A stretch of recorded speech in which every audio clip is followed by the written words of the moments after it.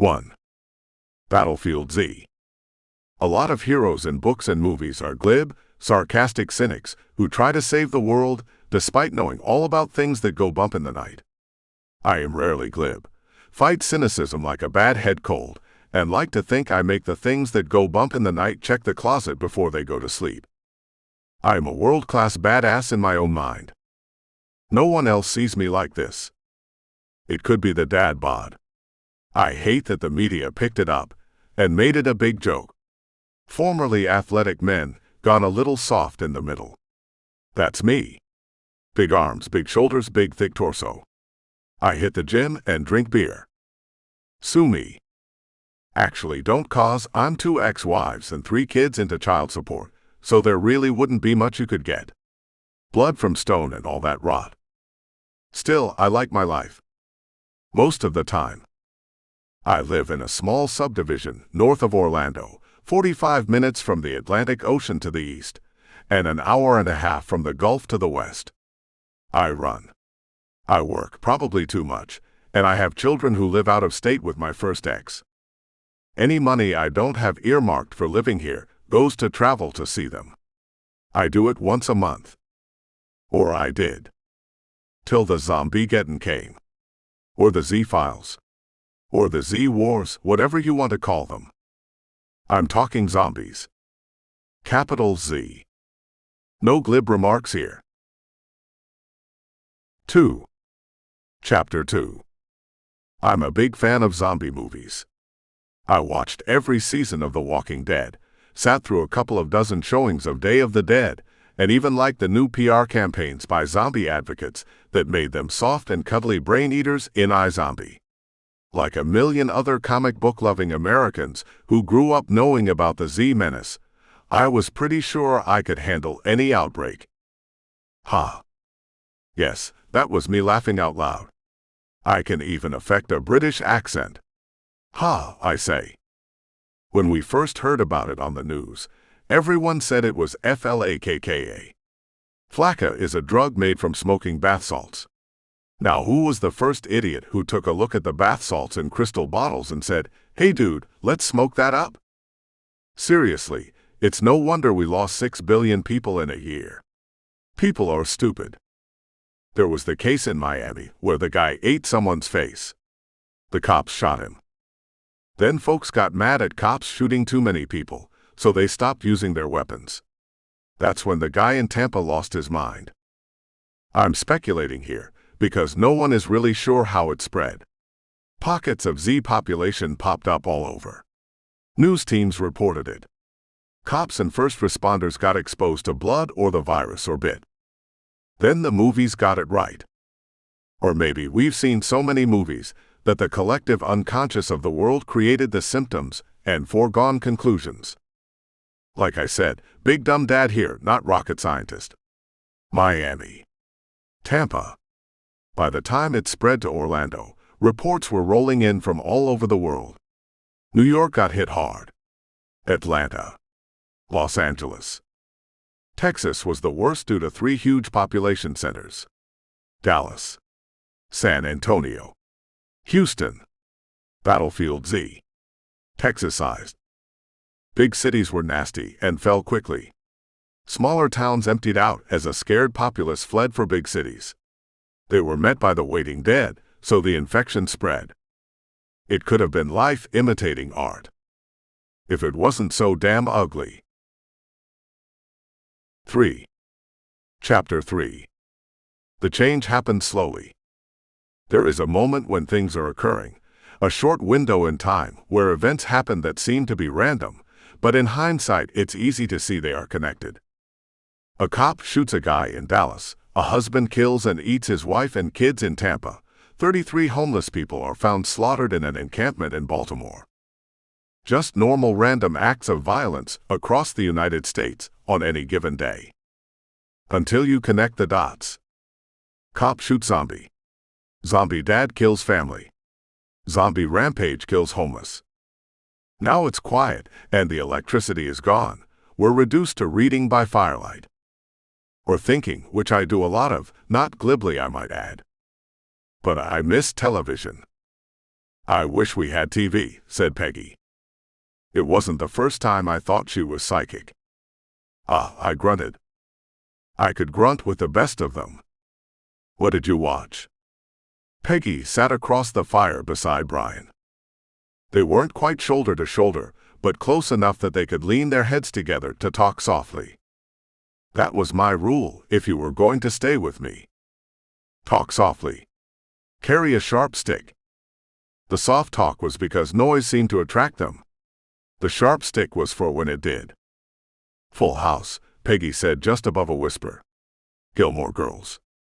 "The Walking Dead." She giggled at the last one. Brian and I snorted at the same time.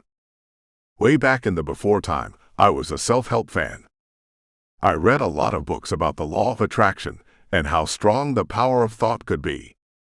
Some nights I wondered if we willed disease into existence, or if George Romero and Haitian voodoo priestesses just worked on some premonition level that tapped into our communal fears. The Walking Dead got a lot of it right, especially the human reaction. I thanked God that we didn't get 28 days later, or the human race was screwed. I looked around the living room where we were camped and thought, we might be screwed anyway. "I'm going to patrol," I said. I stood up and gently set 2 logs into the metal fire pit we had dragged in from the back patio. Every move was slow and deliberate, calculated to be quiet. We were on the bottom floor of a giant Victorian home, set back from the road in what once had been a nicer part of town. Brian stumbled across it as he was foraging, and brought it back to the group as a place to camp for a night or two. He didn't go in to check it. We never went into a house alone. I walked around the bottom rooms. We had made camp in the living room, which took up an entire half of the bottom floor and connected to the worthless kitchen. There was a fireplace on one wall we didn't dare use, since the smoke would draw attention from marauders or bandits. The first thing we did was clear all the rooms to make sure we were alone.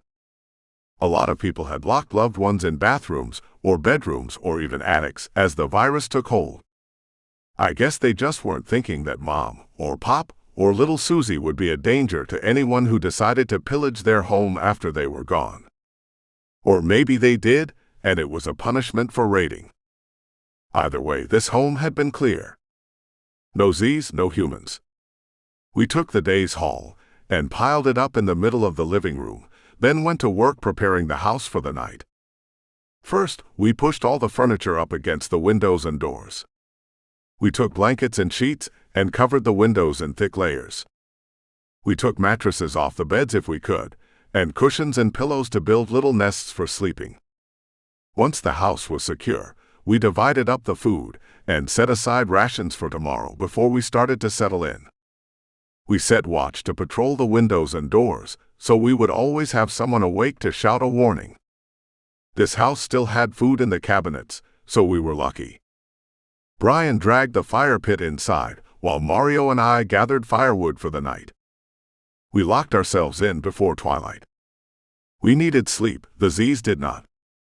And worse, a lot of humans roamed the night too. 4. Chapter 4. "All clear," I said and settled back on the cushions on the floor. "We're not putting out much light," said Brian. "We should be good." In the corner, Deb, Julie, and Scott sat in front of a nylon 3-man tent. No one was sure if they were a threesome or a couple with a third wheel, but we ran across them a day ago and they threw in with us.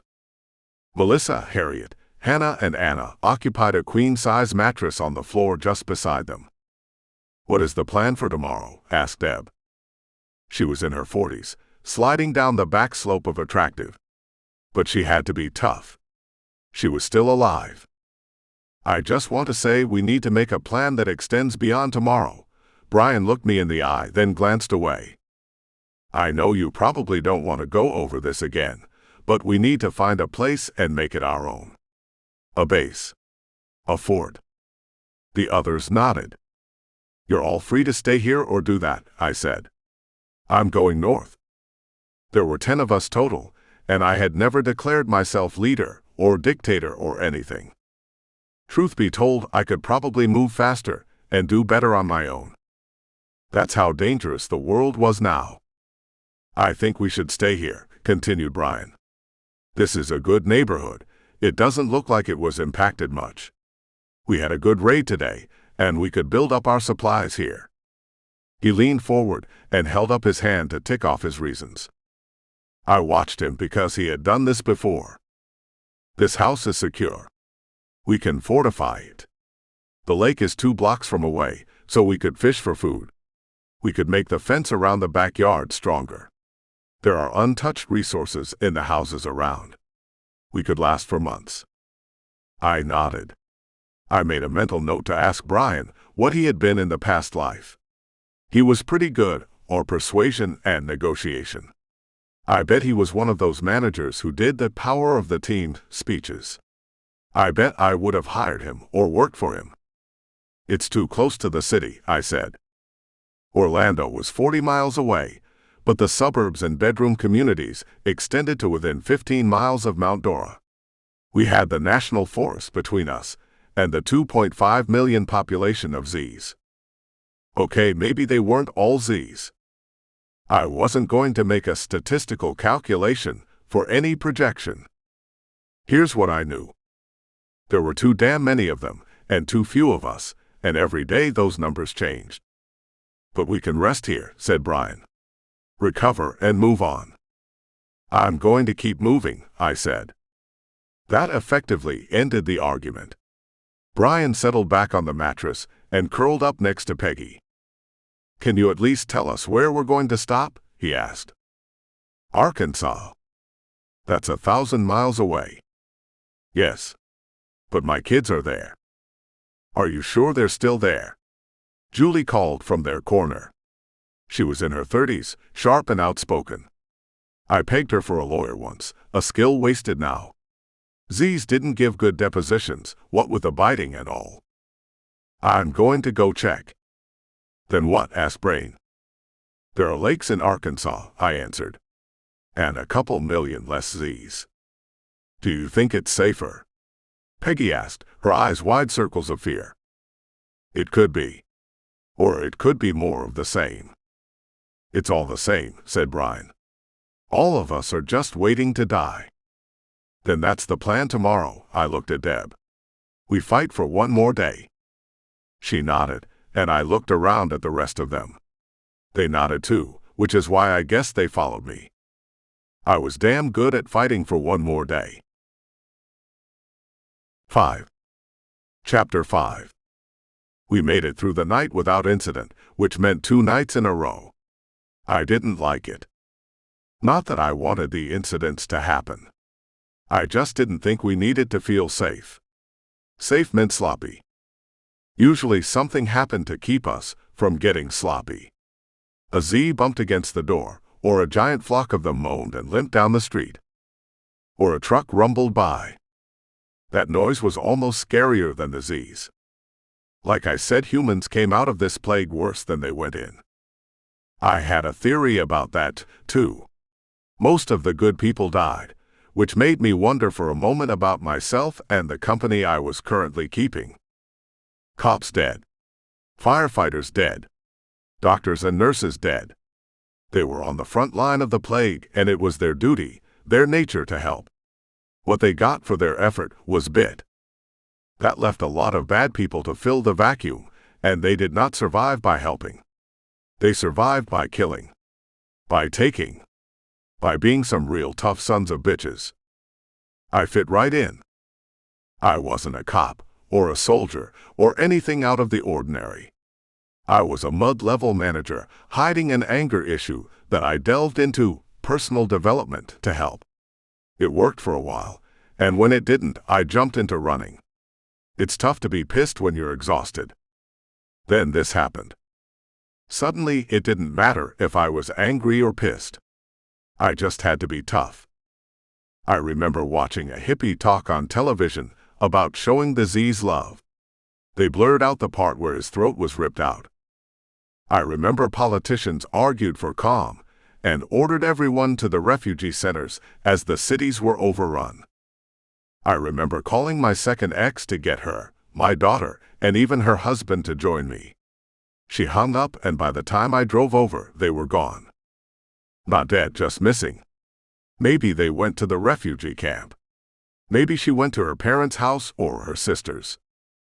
I went back to get on the internet to start looking up addresses and phone numbers, but the internet dropped before I got home. The roads were bumper to bumper, and the 9 miles from their home to mine took 4 hours. That was easy compared to what came after. There were runs on gas, runs on stores, near riots breaking out in parking lots, and in streets where cars ran out of gas and were abandoned. I locked the doors and hunkered down. TV stations went off the air, radio stopped broadcasting, the lights went out.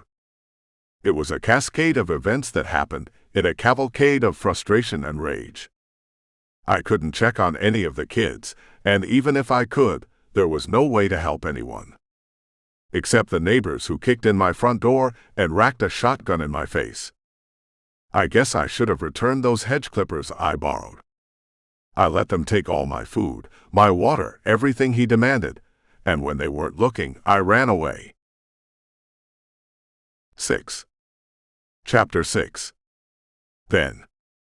6 days on the road, but I wasn't gonna make it home tonight. Or any other night after that. I lived in a small neighborhood built in the 80s, with 2 styles of home that the developer flip-flopped up and down the blocks to give it a sense of uniqueness.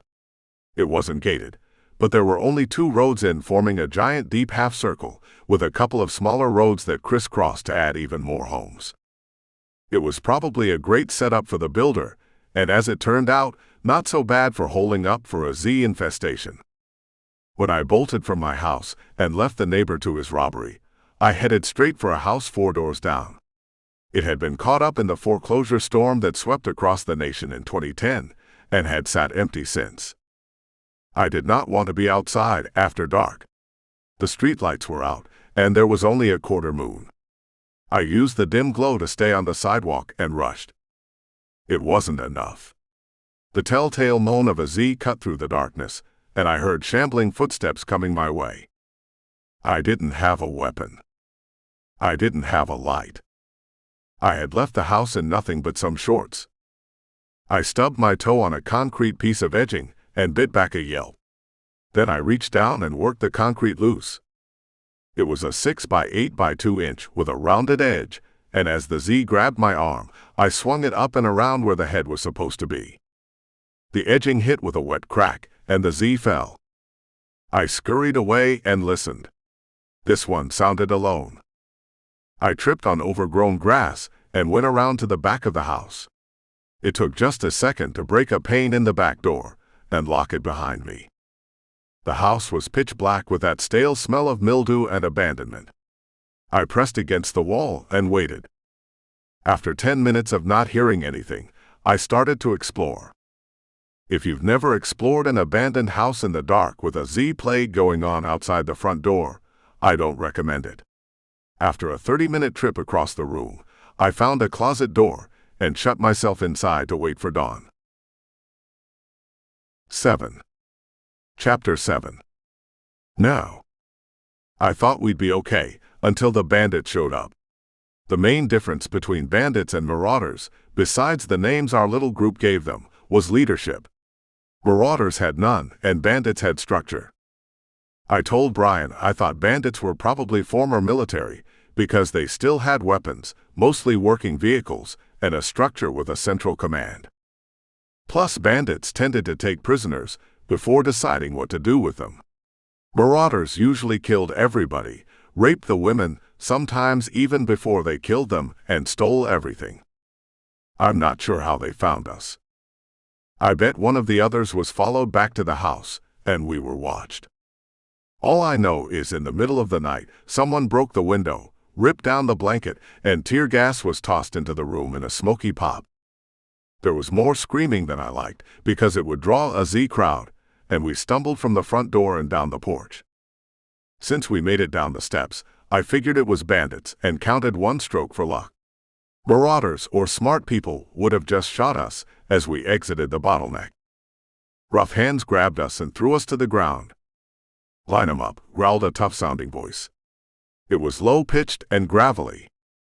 We were rolled around, and I struggled to sit up. The gravelly-voiced man looked like a man with a gravel voice should. Lots of bushy hair, very bushy beard, and an M16 rifle that looked too small in his oversized hands. He had on grime and gore-stained BDUs that covered him from wrist to ankle, so at least he was smart. Or good at following orders, if someone told him to do it.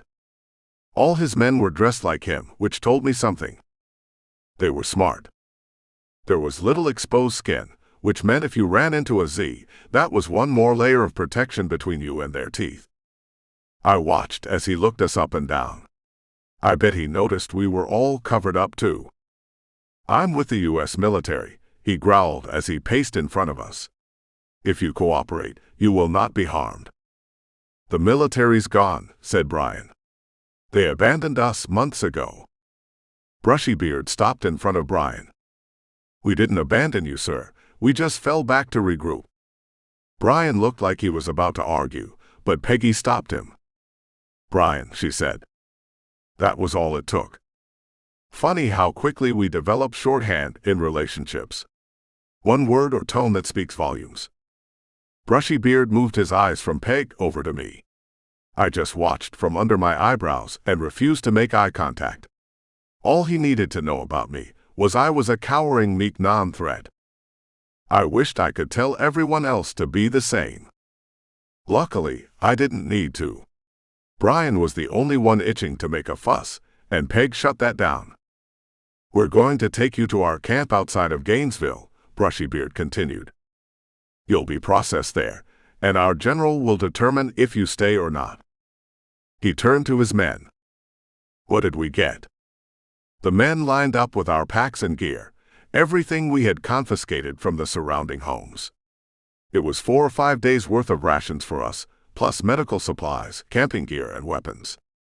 "Not bad," he said and bent over. Brushybeard picked up my pistol and examined it. He slipped it into his waistband, along with the 2 extra mags in the pouch into his pocket.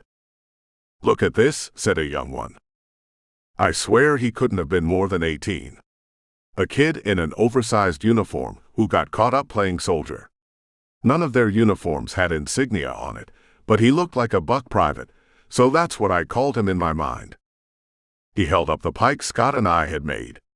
A pike was an 8-feet-long pole with a machete bound to the end with duct tape, paracord, and metal wire. The opposite end had a sharp point, and in the hands of a practiced user, could clear a path through Z's like a farmer swinging a scythe. We had lots of practice.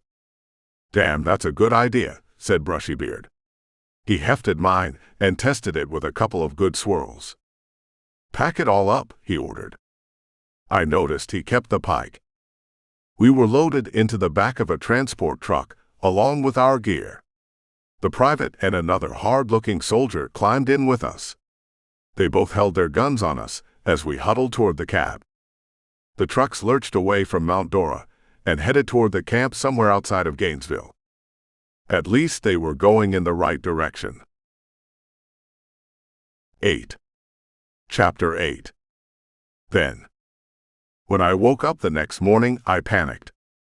It took a second for me to remember where I was and why I was sleeping, sitting up in a dark closet. I explored the house, but it had been gutted when the tenants moved out, and there was nothing there but a couple of dead roaches. I sneaked back to my house through the backyard. My cabinets had been ransacked, all the food taken. I sat in the middle of the floor and felt sorry for myself. My youngest daughter was missing with my ex. I had no way to communicate with my 2 older children, so I didn't know if they were alive. I was alone. No food. No weapons. And now, no safe haven. I was surrounded by Z's. That PMA thing probably saved my life. I've always been cursed with a positive mental attitude, so even though things looked bleak, I knew all I had to do was take action. Normally, back in the old days, I'd grab a notebook and start action planning and write down what I needed to do. But with this, I knew it was going to be best to take it one step at a time. Food. Water. Weapons. Destination. The destination was a no-brainer. I was going to Arkansas to find my kids. There was a chance my ex went back to her family there, so I'd search as I went too. Food. I was hungry now, but there was nothing in my house. I needed to scavenge, but I needed to get out of this neighborhood and away from my armed neighbor. Or get armed and come back to reclaim my food. I got 3 sports bottles from the kitchen and filled them with water from the back of the toilet. It made me cringe a little, but I'd try to boil it before I drank it. If I could. I pulled a backpack from my closet and shoved in a change of clothes, all long sleeves and tough pants, then dressed in jeans, 2 layers of shirt, and hiking boots. I put a paperback into the backpack, more out of habit than anything, and a notebook with pen, just in case. I sneaked out the back door and heard a moan. I froze. A damn Z was in the neighbor's yard. There was a 6-foot fence between us, but it was rotten and falling down, and I didn't have a weapon. It was Mr. Batowski, or had been. He was 68 and retired, and looked like he was trapped in his own backyard.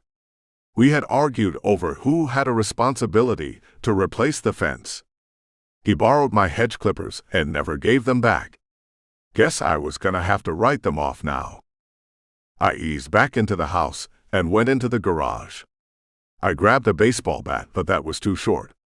I didn't want to be that close to a Z, especially since all it took was a bite and you were a goner. I grabbed the broom and mop and took them back into the kitchen.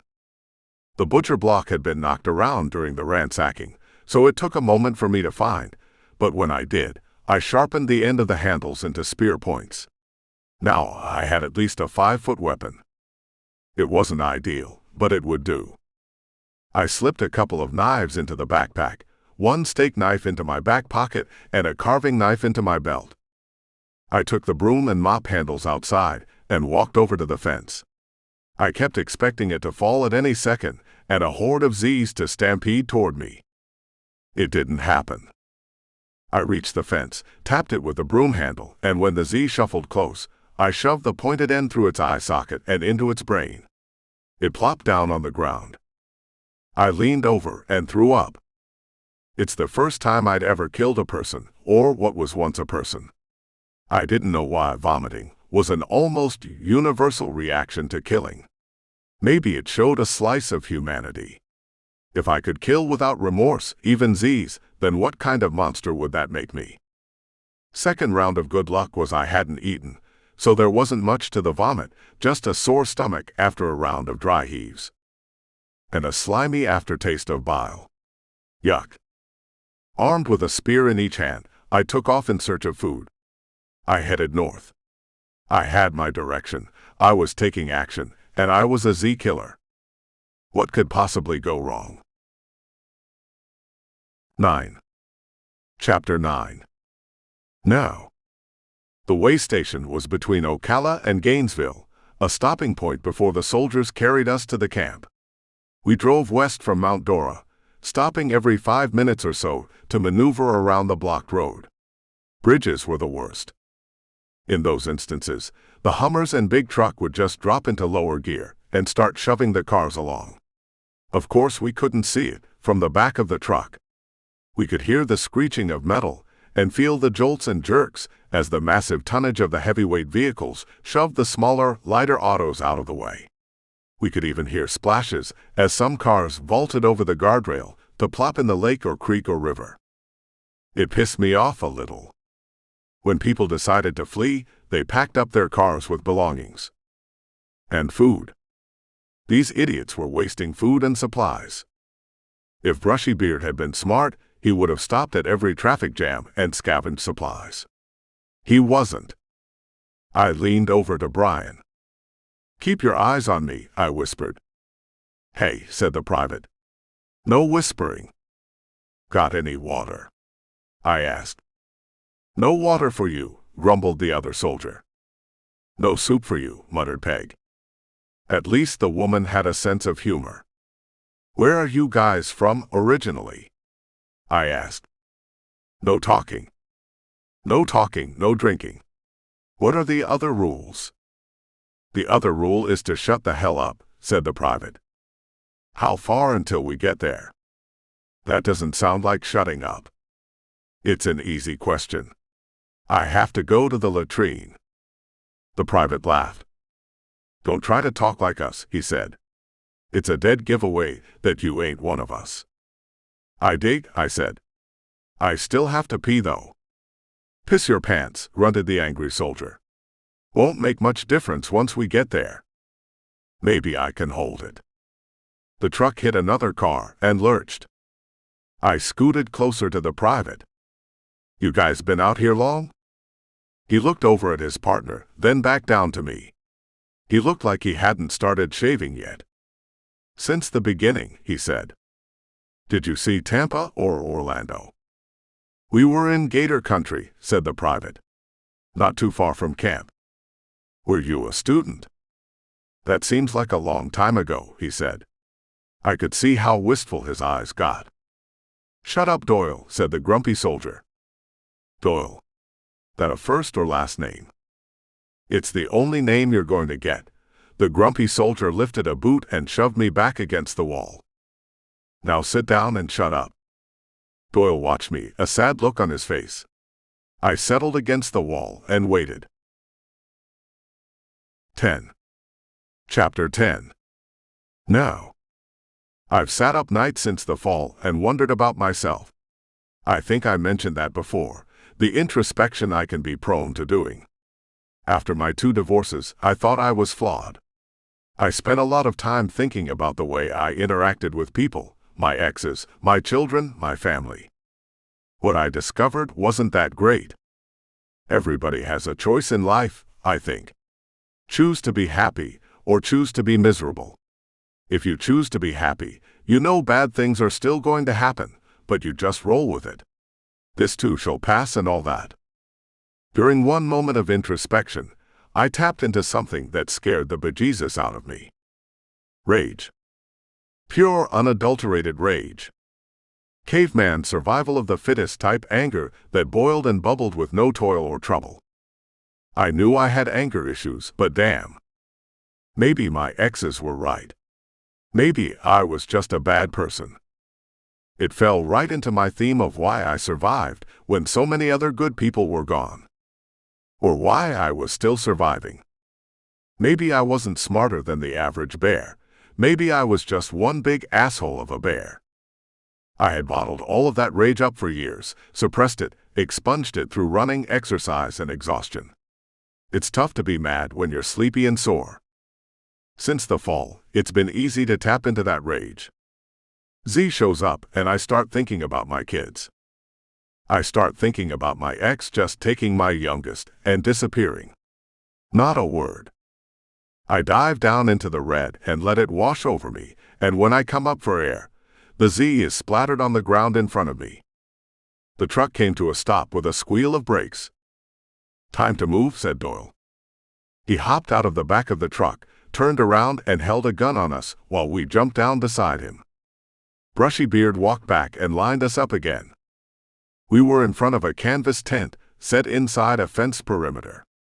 There was a 12-foot hurricane fence surrounding a small storage unit facility, with a rolling gate that squeaked closed behind the truck. Into the tent, he said.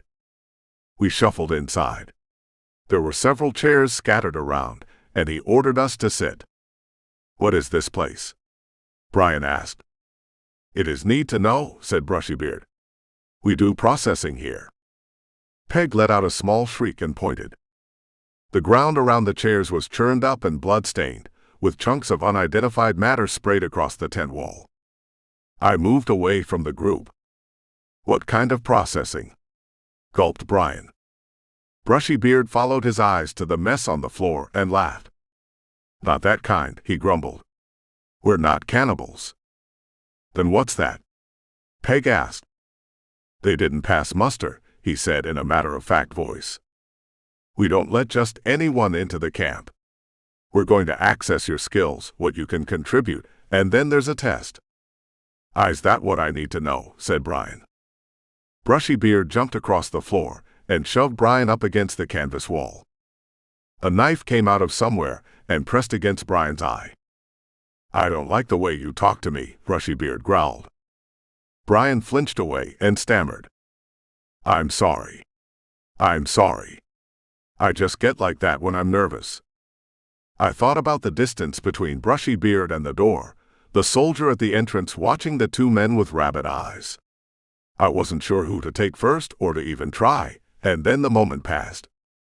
Brushy Beard let Brian go and motioned to Melissa. Take her, he said. The soldier lunged out and grabbed her. Melissa struggled and screamed as he dragged her from the tent. First part of the test, Brushy Beard said. He backed out of the tent with the knife aimed toward us. Aren't we going to do something? Brian hissed. What do you think we should do? Help her. How? He glared from me to the tent flap and Doyle, who moved to stand at attention just in front of the door. We can't just let them rape her. Peg collapsed on the floor and sobbed. Brian fell beside her and wrapped his arms around her shoulder. Scott sheltered Julie and Deb in a corner with the others. They all stared at me, like they expected me to do something. I'm not a knight in shining armor. I don't rescue damsels in distress. I'm just a dad who wanted to get to his kids. We all flinched as Melissa screamed. So I reached down into the red and took a bath. 11. Chapter 11. Then. Outside of the neighborhood, things were different.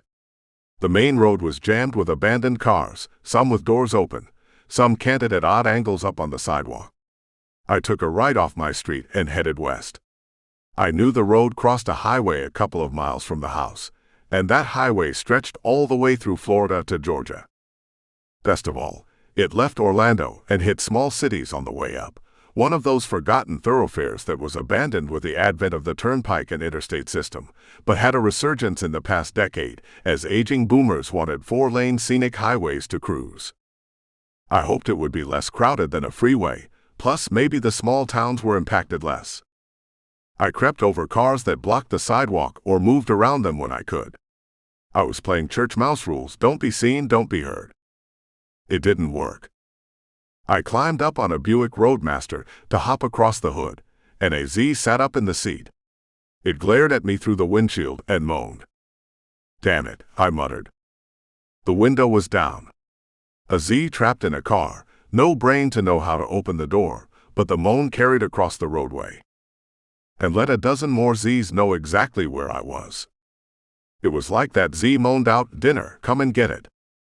I huffed across the next car and tried to watch for Zs. One popped up in front of me, and I tested my broomstick spear on its head. Another lurched from the side and swiped my legs out from under me. The hood dented with a loud bang. I kicked out at the Z and knocked its jaw off. Fluid, ichor, and gore dripped from its mangled face. I shoved the mop-handle spear through its eye with a pop. The Z collapsed and tore the handle out of my sweaty hands. I don't remember much of what happened next. The Zs kept coming. I kept poking and jumping and running. They weren't fast, but there were so damn many of them. Z to the left of me, Z to the right of me. I jogged past a neighborhood with a 9-foot brick wall around it. A herd of a couple of dozen Z trailed 100 yards after me. The entrance streets had been blocked with an overturned school bus and a garage door on wheels. I wish I'd thought of that. Of course, I had to be in my neighborhood to do it, and my neighbor had kicked me out with a shotgun to the face, or ran me out rather, since a shotgun to the face has a more lasting effect. He'd probably killed me anyway, just by me coming out here. I glanced over my shoulder at the shuffling horde behind me. Then I turned right on Highway 1792. Damn it, I screamed. No point in being quiet now. Attracted by the noise of the horde behind me, another was building in front of me. I had a football field distance between me and them, and another football field distance between me and the ones behind me. That's when I noticed Brian and Peggy.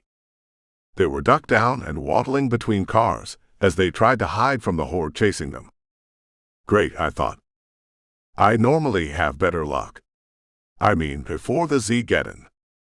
Peggy spied me and shouted, "Hey! SSHHH!" I hissed back. "What?" she screamed. I ran to them. "Shut up." "You have to be quiet," Brian said. "They're attracted to noise." "I know they're attracted to noise, that's why I'm telling you to shut up." "I wasn't screaming at you." He shot a look at Peggy. "We can blame each other later," I said. "After we get out of this." Brian glanced over my shoulder. "I see you brought your own horde," he shook his head. Now maybe it's just me, but I knew right then I was going to like Brian. If we survived. Any kind of guy that can be just a little sarcastic in the face of being overrun by about 1,000,000 zombies is the type of man I'd like to share some beers with. Suddenly, I was craving an ice-cold beer. "Check the cars, find some bottles," I said. To his credit, Brian didn't ask why, he just hopped to do it. While he tore the door open, I sprawled under the Honda and pulled out the carving knife.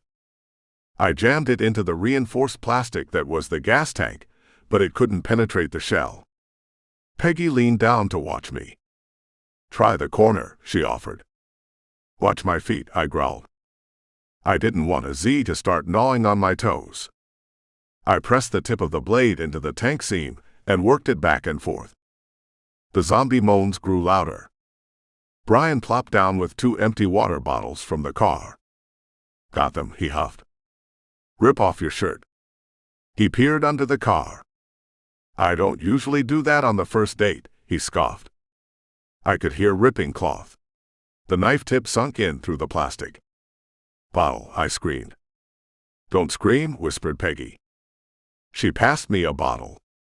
I filled it with a trickle of gasoline from the tank, then the other, and passed them back. Brian stuck the rags down into our Molotov cocktails and held one out to me. "Can I borrow your lighter?" "I don't have a lighter." A Z rounded the front of the car. One of the horde was here. Peggy shrieked. Or maybe it was me. I jammed the broomstick spear into the Z, and it fell over the hood of the car. I looked through the window of the car. "Find a lighter." Brian lifted Peggy up and searched the car beside our hiding spot. Another Z slammed into the open door and tried to reach me through the glass. I shoved the door open with my foot and held it against the rising tide of Zs that filled in behind it. "Got one," shouted Brian. A flaming arc lobbed over the windshield and splashed against the Zs. The bottle slid down between them. I jumped out of the car and up on the trunk. "Follow me." I didn't want to see if Brian and Peggy followed. I started across the cars and leapt from trunk to hood, trunk to hood. The Zs saw the movement and surged against the cars. The Molotov cocktail exploded when we were 3 cars away.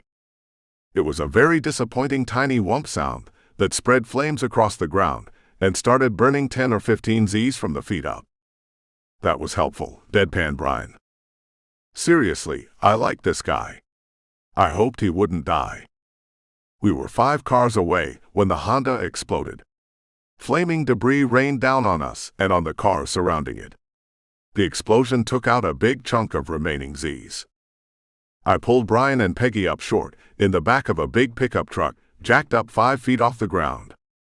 "Now that was helpful," I said to Brian. The car next to the Honda exploded. Then the car next in line exploded. Ever seen those cartoons where they lay out the line of gunpowder? That's how the cars were, lined up and led directly to us. I climbed over the cab of the truck and raced along the tops of cars, trucks, and vans. Brian and Peggy clunked and grunted behind me. The heat and flames of each blast made it faster for the next car. The explosions got closer together, the heat even faster as bang after bang chased us up the highway. I hit a slick spot on a car roof and careened off to the side of the road. "Good idea," shouted Brian as he jumped down beside me. I sputtered dirt and grass as he helped me up, and we limped across an empty parking lot. The cars kept exploding all the way to the interstate.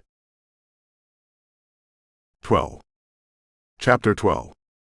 Now. Private Buck stood on the inside of the tent flap and looked out while Melissa screamed. He didn't hear me walk up behind him. He didn't make a sound as I grabbed the bottom of his jaw from behind and jerked his head up as I planted a knee in his back. He squirmed under me as I rode him down, bowing his spine backward in a direction it wasn't meant to go. This is what the rage can do. His arm scrambled for purchase against my wrist while his legs spasmed. I bent him like a bow, until his throat crushed under my fingertips and something snapped in his lower back. I don't think I broke his spine, but by that time it didn't matter. He couldn't breathe, his body twitched. I rolled him over and squeezed his trachea tight until his eyes rolled back in his head and he stopped breathing. Peg wiped tears off her cheek and put a hand on my shoulder. "Melissa," she whispered. I took his rifle and stripped him of his ammunition. I tossed a K-bar knife to Brian and motioned for him. "Strip it of what we can use, then follow me." He nodded. The blood in my ears thrummed like a drumbeat of my racing heart. Nausea racked my stomach, my vision narrowed. It was a chemical reaction to all the adrenaline dumped in my system. A part of me knew. Regret threatened me. That boy was the first live person I had killed. I knew there would be a backlash to it, because no sane person can be so casual about ending a life. I shook it off and quelled it inside. I didn't have time for it now. The tent flap was still open. I peeked around the edge. Grumpy was watching something off to the side. His vision was fixed, his mouth open, a half smile on his face. I almost left a note on the body. "Now I've got a machine gun. Ho. Ho. Ho." But I couldn't be sure if they'd get the reference, and I didn't want to hunt the bandits in Nakatomi Towers. I was just glad to have upgraded from the Glock.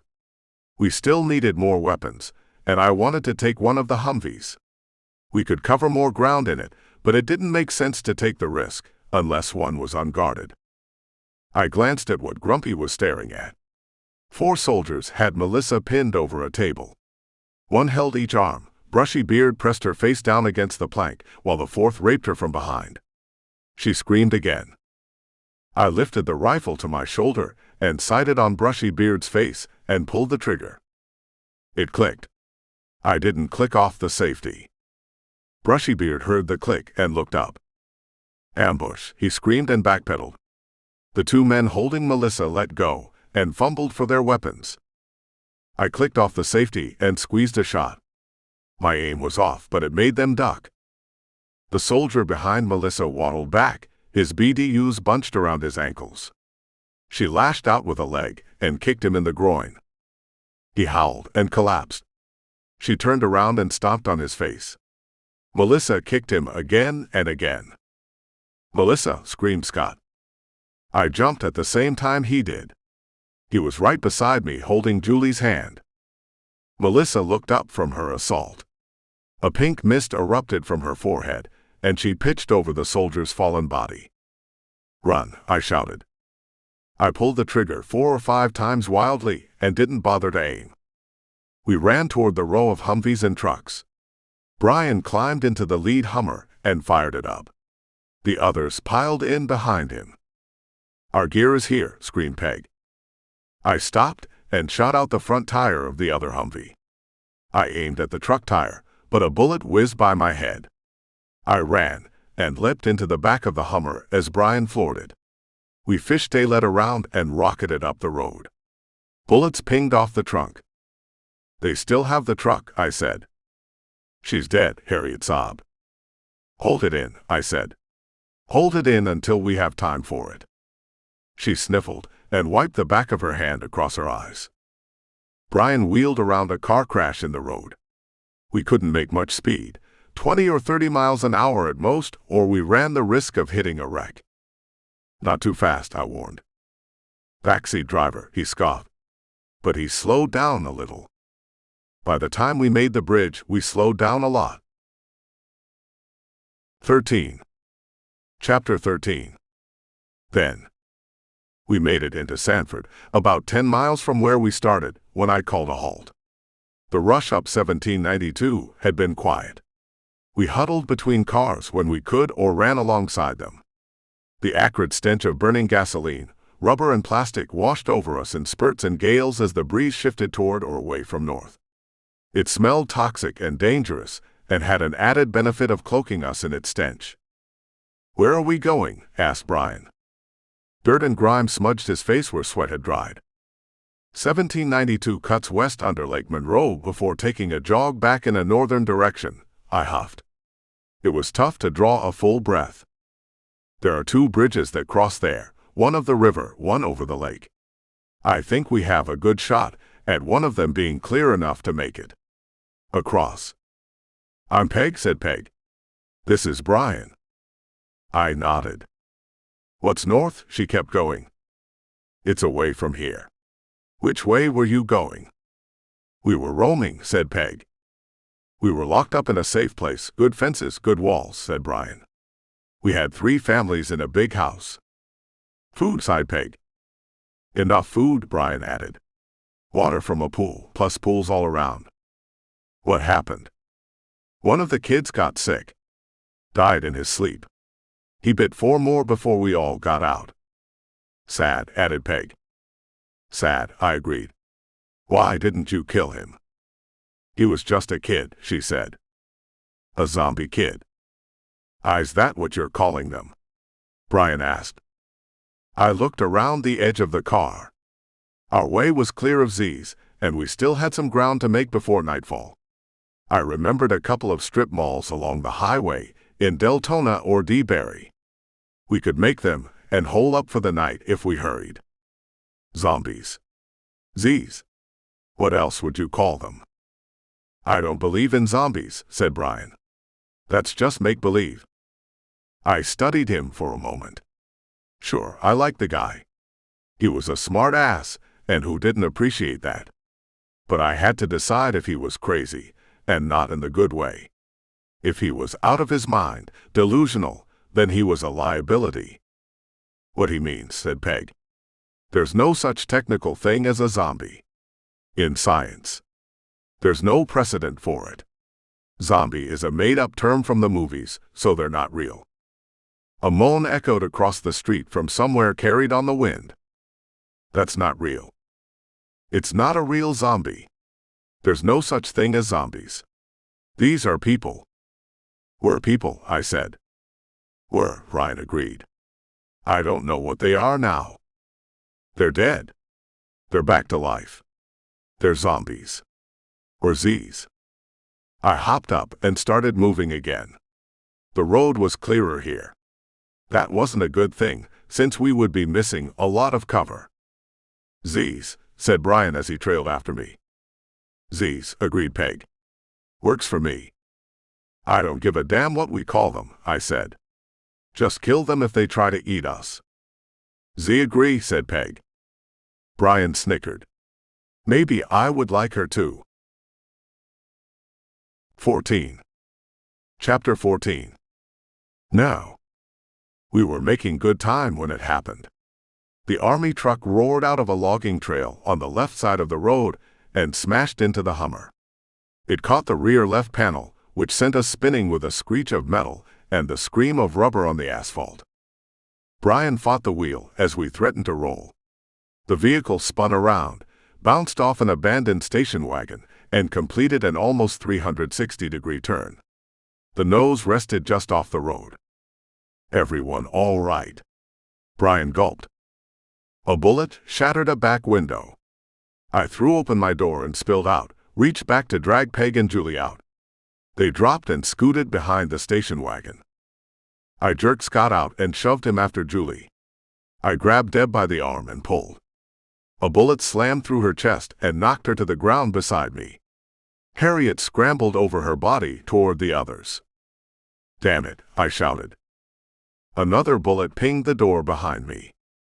Brian shimmied across the console and fell out of the passenger door beside me. He fumbled the rifle my way. I racked the bolt and sighted in on the truck. Brushy Beard and 3 soldiers had their heads above the hood, but their bodies were hidden. They didn't have quite a straight shot on us, more like an angle due to the way we hit the tree. But one of them would figure out they could reach us by laying down cover fire while they flanked us from both sides. They just didn't do it yet. Seriously, I got this from reading books about the war in Iraq and Afghanistan. I'm just glad this enemy was illiterate. And the books didn't tell me what to do, just what they should do. Damn it, I muttered again. What do we do? Brian was on the edge of hyperventilating. I was hidden behind one wheel, he was hidden behind the other. The rest laid behind the station wagon. They're going to flank us, I said to Brian. What's that mean? They're going to come up one side and shoot us while we're trapped here. Then we need to move. We can go through the woods. Too open, I pointed. They'll mow us down before we reach the trees. Well, we can't blow up a line of cars for this one, he said. I still like this guy. I didn't want him to die. I didn't want anyone else to die today. Not by these bandits. I checked the safety on the rifle and racked the bolt. Then I lay down on the ground and sighted under the bottom of the Hummer. I had at least 18 inches of clearance, so there was plenty of room. The truck was just as high up, and the soldiers were concentrating on their position on top of the hood. They ignored their legs. Like I said, smart, but only when someone was giving them orders. I lined up the sight on a leg, then moved from one to the next without firing. I wanted to practice the move because when one fell, if one fell, the others would catch on quick. I might not have a second chance at this surprise. I pulled the trigger, moved to the next target, shot and moved again. Bam, bam, bam. Click. I was out of ammo. 2 soldiers fell screaming. The other 2 sets of legs disappeared behind thick tires. Think that will hold them? Asked Brian. We heard the rifles start firing in rapid succession. But they weren't firing at us. I looked past the truck at a group of Z's that lumbered out of the woods, drawn by the gunfire and the screaming.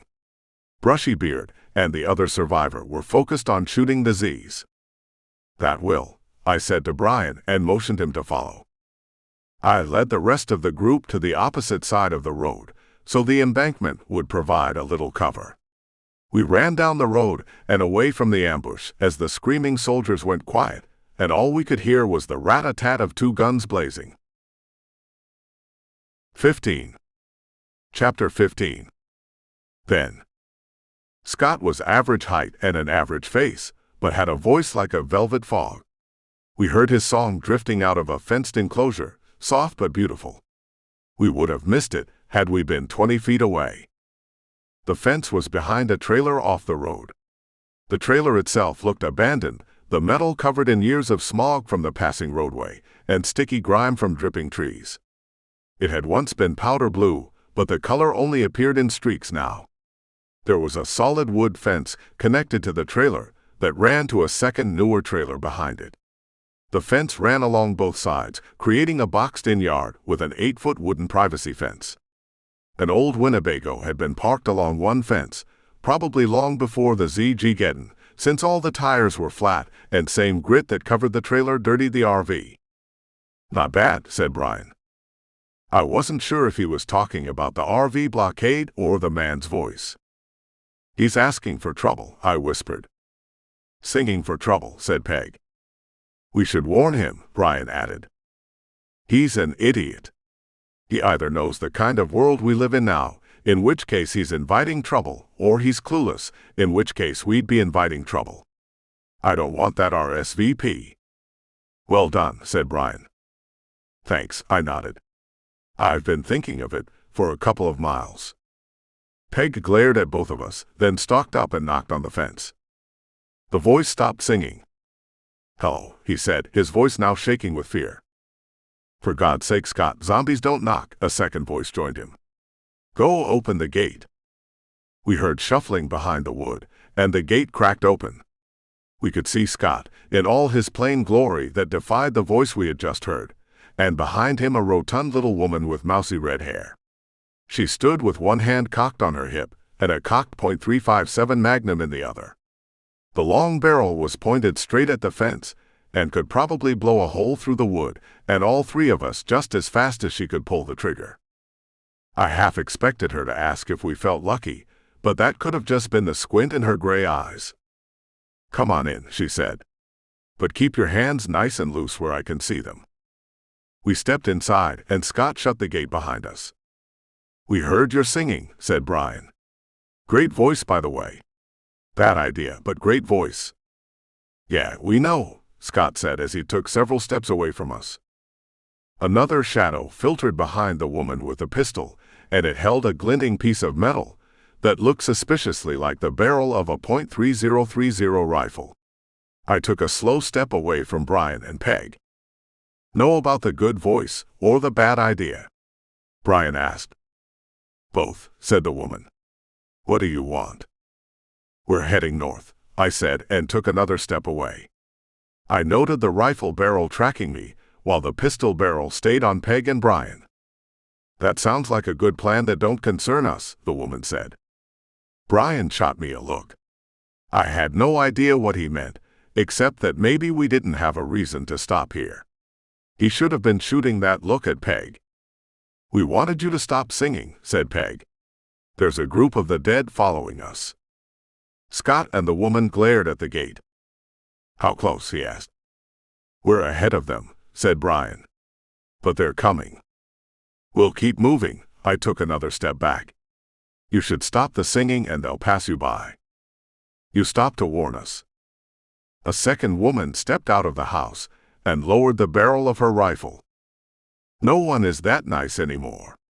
No one warned us about anything. It just didn't seem right not to, said Peg. After all, they're following us. No, said the first woman. She lowered the pistol, but kept it cocked by her hip. They've been coming. They keep coming. And worse. Marauders came through about a week ago. They killed 6 of us. We're all that's left. We were in a group too, Peg answered. We're all that's left. Deb motioned the rifle in my general direction. What about you? Just me. Since the beginning. One of those, Those lone wolf types. Nope, I said. More like a dad worried about his kids type. Fair enough. You've got a lot to worry about. And now that we've warned you to be quiet, we won't have to worry about you. Can we come with you? Scott finally spoke. Scott, said the one with the pistol. We can't stay here. The marauders might come back. The zombies might get us. Maybe it's better up north. Scott, said Brian. We don't know if it's better up north. That's his idea. What's your idea? Asked Pistol Annie. I want to hole up somewhere safe, like a fort. Nobody gets in without my say-so. We had that here, said the woman with the rifle. I'm Deb. Hi, Deb, said Peg. She went around and made introductions. If we're going to go, you need to grab your stuff, she said. We don't have much of a head start, and that herd of zombies is still coming. Julie, Deb, and Scott went into the house. We could hear them moving stuff around, not too loud, but not being quiet about it either. Do you think this is a good idea? Brian whispered. We don't know them. We didn't know him either, she said and pointed at me. I waggled my fingers in a little wave. You trust him. I trust him. And we're going to help these people. It may be the end of the world out there, but in here, she touched her chest. I still want to do what's right for as long as I can. Brian nodded and put a hand on the back of her neck. He pulled her in close and touched his forehead to hers. There was something very intimate in the gesture, and I wanted to turn away. Mostly to hide the lump in my throat. It had been a long time since anyone had touched me like that. The trio came out of the house with backpacks. I think we're good to go, said Scott. Peg and Brian looked to me. What? You're the leader, said Brian. Lead on. I stared at him for a moment. I must have looked surprised. We had an election. You won. He smiled a tight smile. All right. Stay close, stay quiet. Duck when I say, run when I say. Try not to shoot if you can help it. Any questions? Yeah, where did we land on the whole singing thing? Joked Scott. Great, a group with 2 of them, I thought. 16. Chapter 16. Now. Is that preaching? Brian whispered in my ear. I nodded. It sounded a lot like a fire and brimstone performance held by snake charmers and made fun of in 1,000 parodies. I glanced around the corner. A woman was tied to a stake in the middle of a pile of firewood. 3 more women, little older than girls, were bound in a line behind her. They wore rags and torn clothing, their arms covered in scratches and bruises. One of the women had a broken nose that still leaked blood into the hard-packed dirt. A dancing man moved in front of them. He shimmied and shook, his shoulders doing a wiggle that would give a conga line dancer fits of jealousy. His purple face was mottled and swollen as he screamed invectives at the women and sky. Suffer not a witch to live, he spit on them. A motley band of believers knelt on the ground around the preacher.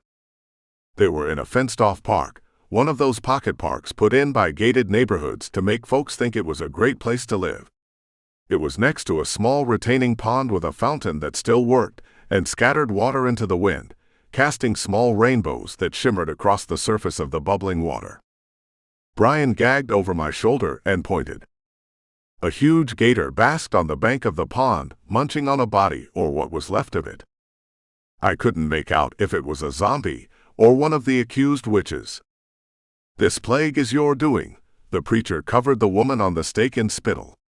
You and your evil coven consorted with Satan to unleash the apocalypse. He made Satan into a 3-syllable word. That took talent. But I'd seen religious fundamentalists work themselves up into a fury, and it didn't take a fire marshal to see where this was going. They were having themselves a fine little trial, just like in Salem, and it looked like these 4 girls were going first. Do you believe in witches?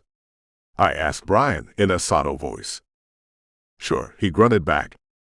I knew a couple of Wiccans before all this happened. Pretty cool chicks. Chicks. Women, he nodded to the ones on the ground. Those aren't women, though. I swear one's just a kid. Yeah. A kid. I didn't like that. She looked to be the same age as my daughter. Besides, there was no such thing as witches. Except maybe there were. I mean, 6 weeks ago, if you would have told me we'd be looking at a zombie Armageddon, I would have probably thought you were talking about a movie. But here we were. On the edge of a park north of Orlando, watching a nut job about to roast 4 women for witchcraft in front of a cult of believers. There are more than a dozen of them, all dressed in their Sunday finest, all on their knees in the dirt. Some bowed their heads in prayer, hands clasped in front of their noses. Others watched the dancing man shimmy around the pole, his boots kicking up little puffs of dust. What are we going to do here? Brian whispered in my ear.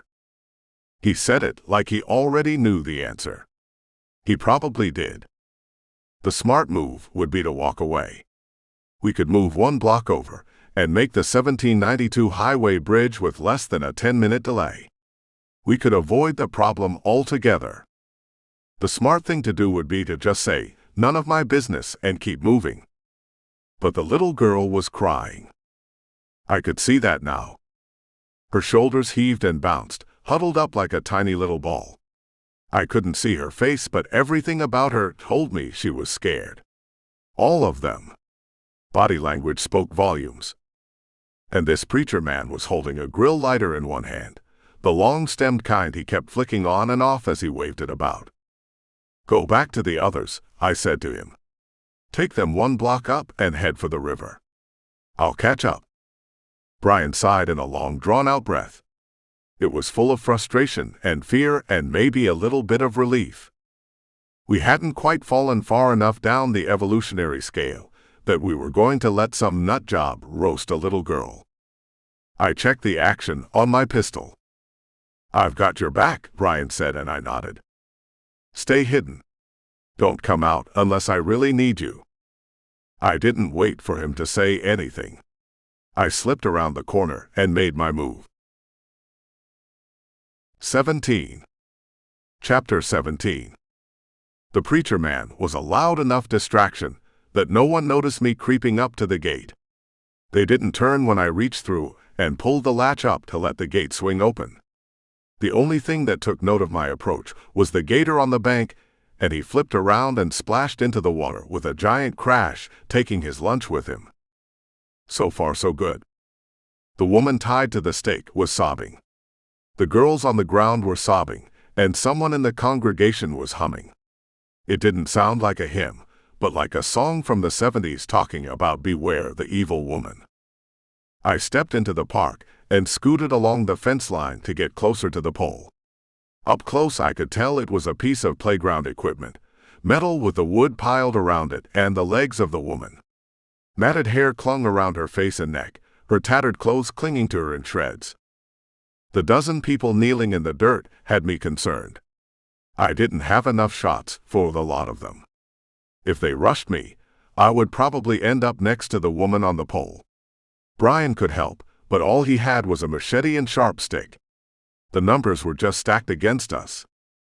I tried to lay it out in logical order, but all my brain kept screaming was run away. The smart thing. The dumb thing was to try and rescue 4 more people, and then try to keep them safe as we made our way to some destination unknown across a zombie-littered landscape. Dumb. But if this was a horror movie, the guy would have to go into the basement even when the light didn't work, right? Otherwise, the movie would be over in about a minute. Hey guys, this house is haunted. Okay, let's get out of here. Roll credits. Alas, there were no credits, and this was real. It just didn't feel like it. How often do you see a witch trial in real life?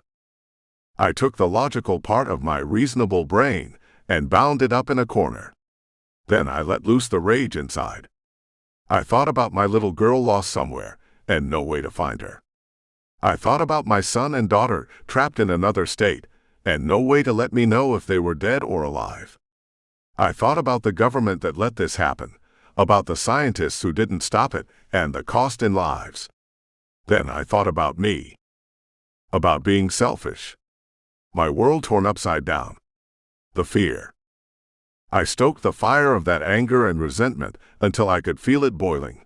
Then the little girl looked up and froze as we made eye contact. Tears washed little tracks off her dirt-crusted cheek. Her lip was busted, and one of those cheeks bruised in the shape of a hand. I could see the outline of a fingerprint. She was terrified, eyes swollen like saucers. And I let the rage go supernova. I didn't run because that would draw too much attention. I walked toward the pole, moving in front of the congregation, and waited for the preacher to turn around. He was in a zealot's fit, foaming at the mouth with righteous indignation as he popped and swayed like a drunken performer. He spun around, lit the lighter, and spied me. His mouth dropped open to form a tiny circle. I gave him a matching hole just above his right brow.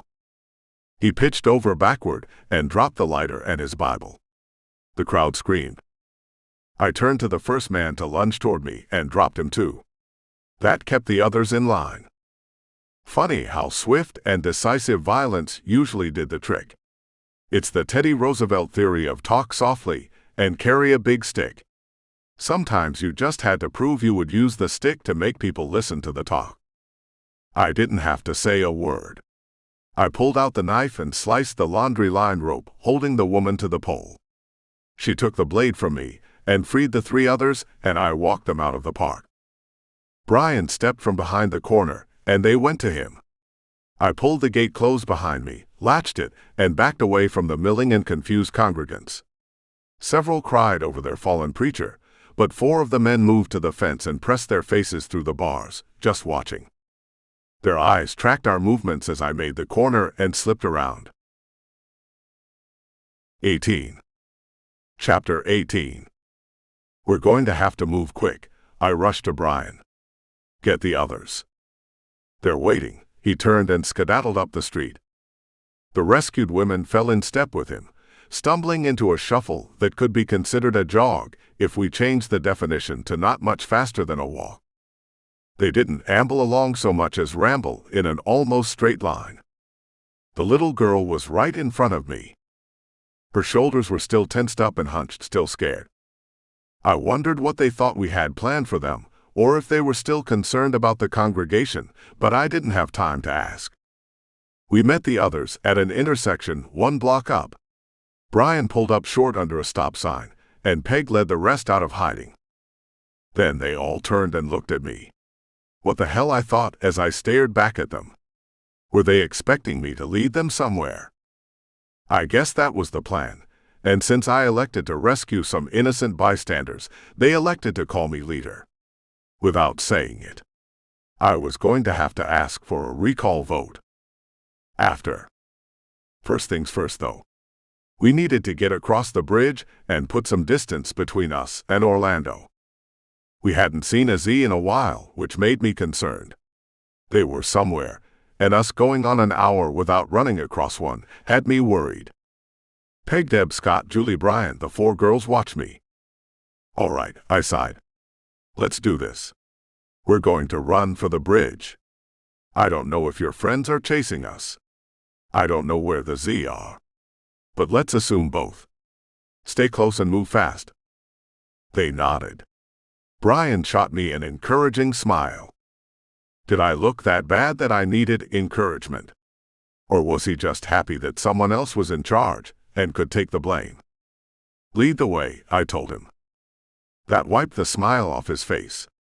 At least until Peg moved up next to him and took his hand. Maybe that's why they got along. Cheerleading each other. He took off at a fast march designed for everyone to keep up. It was a good pace. I brought up the rear and kept looking over my shoulder for anyone or anything that might chase us. 19. Chapter 19. We made it to the bridge. It was as much a nightmare as the portion that ran through town. Cars were jammed bumper to bumper across all 4 lanes the length of 4 or 5 football fields. The bottleneck was worse on this side, where drivers tried to use the median to gain an edge or move a little closer to the bridge. It didn't work, just added to the chaos and confusion that must have happened here weeks ago. Cars canted along the railing, tilted up on the sidewalk, some smashed into each other. Roofs were crumpled, and windshields shattered from people walking across them. Now it was still. The wind blew across the open water, and made a low howling noise as it whistled across open windows and swished around eddies created by the autos. This is it, Brian announced. I gave us a minute to catch our breath. When we make it across, I told the group, we'll do introductions. Right now, our main concern is getting over there. I pointed to the highway across the river. It was still jammed with cars, but the road on either side was clear, giving us an easier path to walk. Once we're over, we'll regroup and decide what to do. Now we move fast, because if your friends are chasing us, we don't want them to catch us out in the open. The woman from the stake snorted. She hugged the young girl closer to her and watched the way we came. Both shivered like wild animals too exposed. If you see supplies or something we can use, grab it, but don't spend any time digging for it. Don't bust open a window or try to open a door. If someone was trapped inside, they're not alive now. Gone, Z, Brian echoed. Yeah, we've got enough to worry about. Let's just make it across. They nodded. I led us out onto the bridge. I love how in movies they make it look so simple to walk on cars. In life, it's harder than it looks. First, the footing is treacherous and slippery. Whatever new paint they use makes roofs and hoods slick. Plus, they're weak structures to begin with.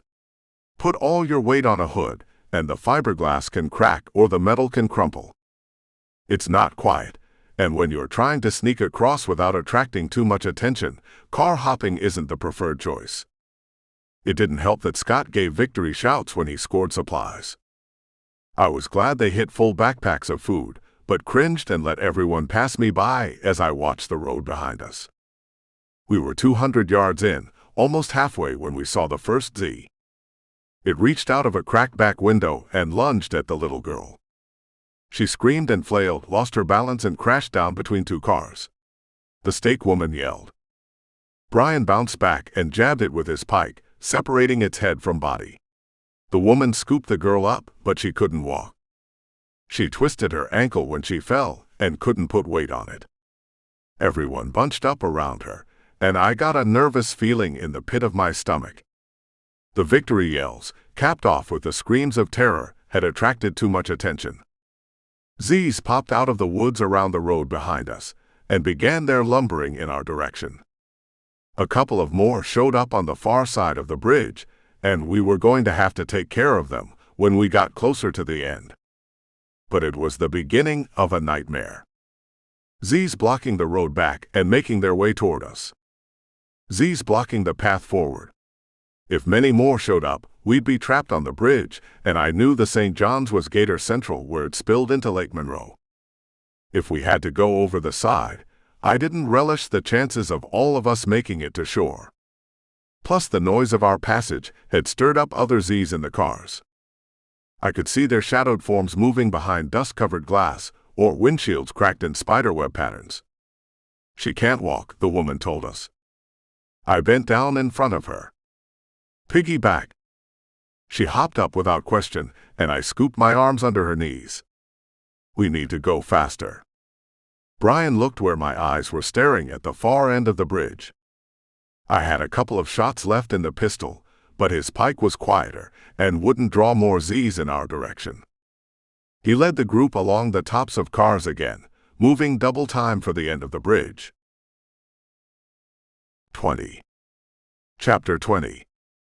We made it across the bridge. The last 100 yards was tough.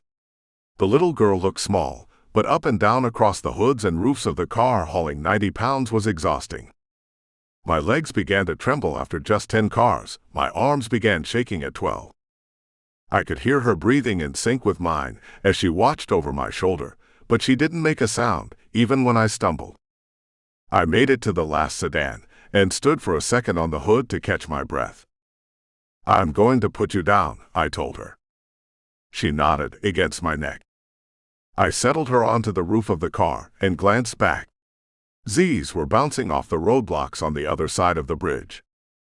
Brian took care of the 4 on this side, set to welcome us with swift pokes from the business end of his pike. We could hear more moaning from the woods, so it wasn't safe to hang around for too long. Scott dusted off a window to a crew cab truck jacked up on large tires. "There's keys in this one." I scanned the empty side of the roadway and wondered why the driver just left the truck. He probably got out to help someone or something and never came back. I bet that happened to a lot of people. They got caught out of their homes, out of their cars, and never made it back. Which helped me line up our priorities. First, get someplace safe. We could scavenge for food in homes along the way, the ones we found empty. We needed something for the girl's leg, maybe something for the pain. A lot of houses might have that too. And we needed to move inland, move toward the freeway so I could get north.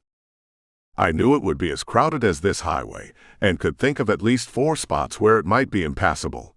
But there were roads that ran parallel to the freeway, the old highways we might be able to use. I might be able to use. I couldn't start thinking of us as a we. They might want me to lead, but I didn't plan on doing it for long. I had a goal and an objective, and it superseded all of this. Once I found out about my children, then maybe we could talk.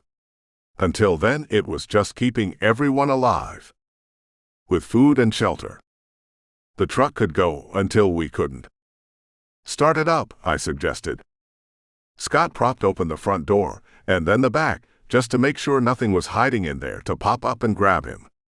Smart man. The cab was empty, except for a couple of bags of clothes and canned food. Score 1 for the home team. He cranked the engine. It whirred a couple of times before sputtering to a start, and he shot a grin at Brian and me. I lifted the little girl and put her in the back seat before climbing into the truck bed. Brian hopped up beside me, along with Peg and Deb, while the rest filled up the cab. "Go slow," I told Scott. "Stick to the side of the road and the small stuff you can go over. Let's see how far we can take it." I slapped the hood a couple of times and he took off. 21. Chapter 21. We made it to the 41, which carried us 30 miles further away from the camp.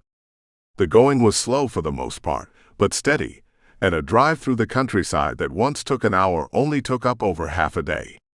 But it was faster than we could walk. I made a note to keep that hopscotch mentality in mind when we moved on.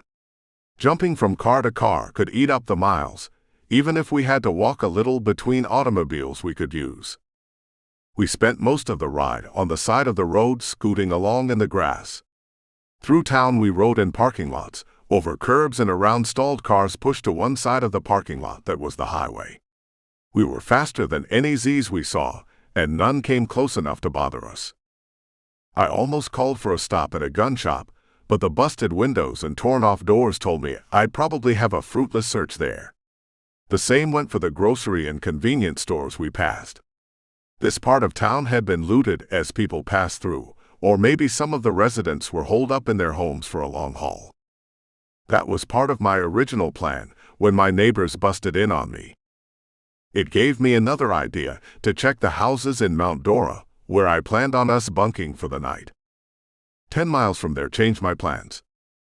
Not abruptly, but enough that we would save the trip in until tomorrow. It was another bridge leading across a creek, not much of a span, but blocked all the same with a car crash instead of a jam. The entire end of the bridge was a mass of twisted metal and blackened frames that made impasse in the truck impossible.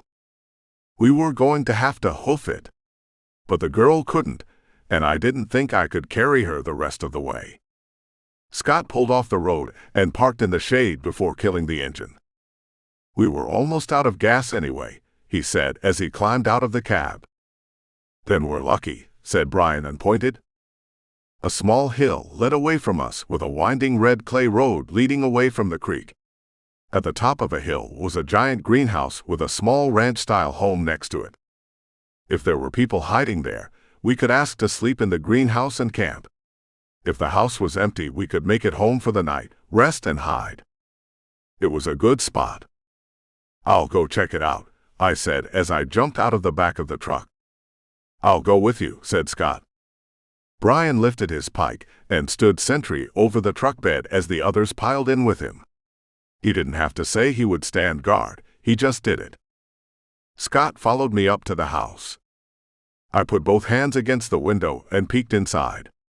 The room was empty. Should we knock? He said softly. I motioned him over to the door to do so, and he rapped hard 3 times. Nothing stirred. He did it again. Still nothing. I went around to the back of the house with him following.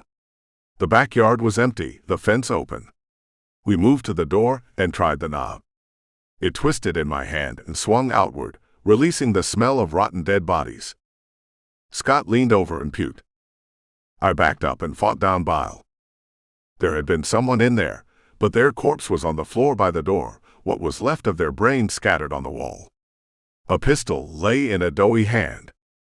Get the others, I gagged to Scott. We're in the greenhouse. He nodded and jogged away, still reeling from the smell. I could hear him gagging and spitting around the corner of the house. I pulled my shirt over my nose, a poor substitute for masking the stench, and stepped over the body by the door. Another one slumped against the wall inside. Murder-suicide, or maybe just 2 folks who agreed to go out at the same time. I kept one hand over my nose as I searched the cabinets with the other. I piled what I thought we could use on a table, pots, pans, and food items, and then searched the rest of the house. Brian knocked softly on the front door and was prepared when I opened it up. He had a shirt tied around his face. Kitchen, I choked out. He nodded and went to grab the stuff off the table. We hauled blankets and bedding into the greenhouse, but there wasn't much else we could use besides the meager supplies in the kitchen. Maybe that's why they ended it. Food was running low, and the world had gone to hell. Better to go out on your own terms than starve to death or fight the Z. Some folks are built like that. I wished I was. I've often thought about giving up, even before the Z outbreak happened. Life seemed to like knocking me down over and over again, in a never-ending series of sufferings. Once upon a time, I took great pain in the story it allowed me to tell about myself, but at some point even I was fed up. divorced and unable to see my kids, watching them being raised by another man. Then it happened again. Jobs lost. Savings gone. Just an assembly line of unlucky circumstances brought about by decisions that didn't seem bad at the time. Just poor choices. And me just getting up each time, muttering to myself a mantra. Fall down 7, get up 8. As if that would be enough. As if the success was in rising up, only to have life take a swipe at you again. Sure, I thought about doing what that couple did. An easy way out. But I guess I'm kind of stubborn. Maybe too prideful. It may go before a fall, but it damn sure keeps you getting up again. And again. I felt like that Chumbawamba song from the 90s, always getting back up again. Brian built a fire from wood he gathered around the greenhouse. It wasn't a roaring blaze, but we heated the pork and beans, green beans and spam from one of the pilfered backpacks, and ate it with saltines from the house kitchen. There was enough food for everyone to get full, which lifted the moods as the sky grew dark. The little girl's name was Hannah, and she was 13, the same age as my son.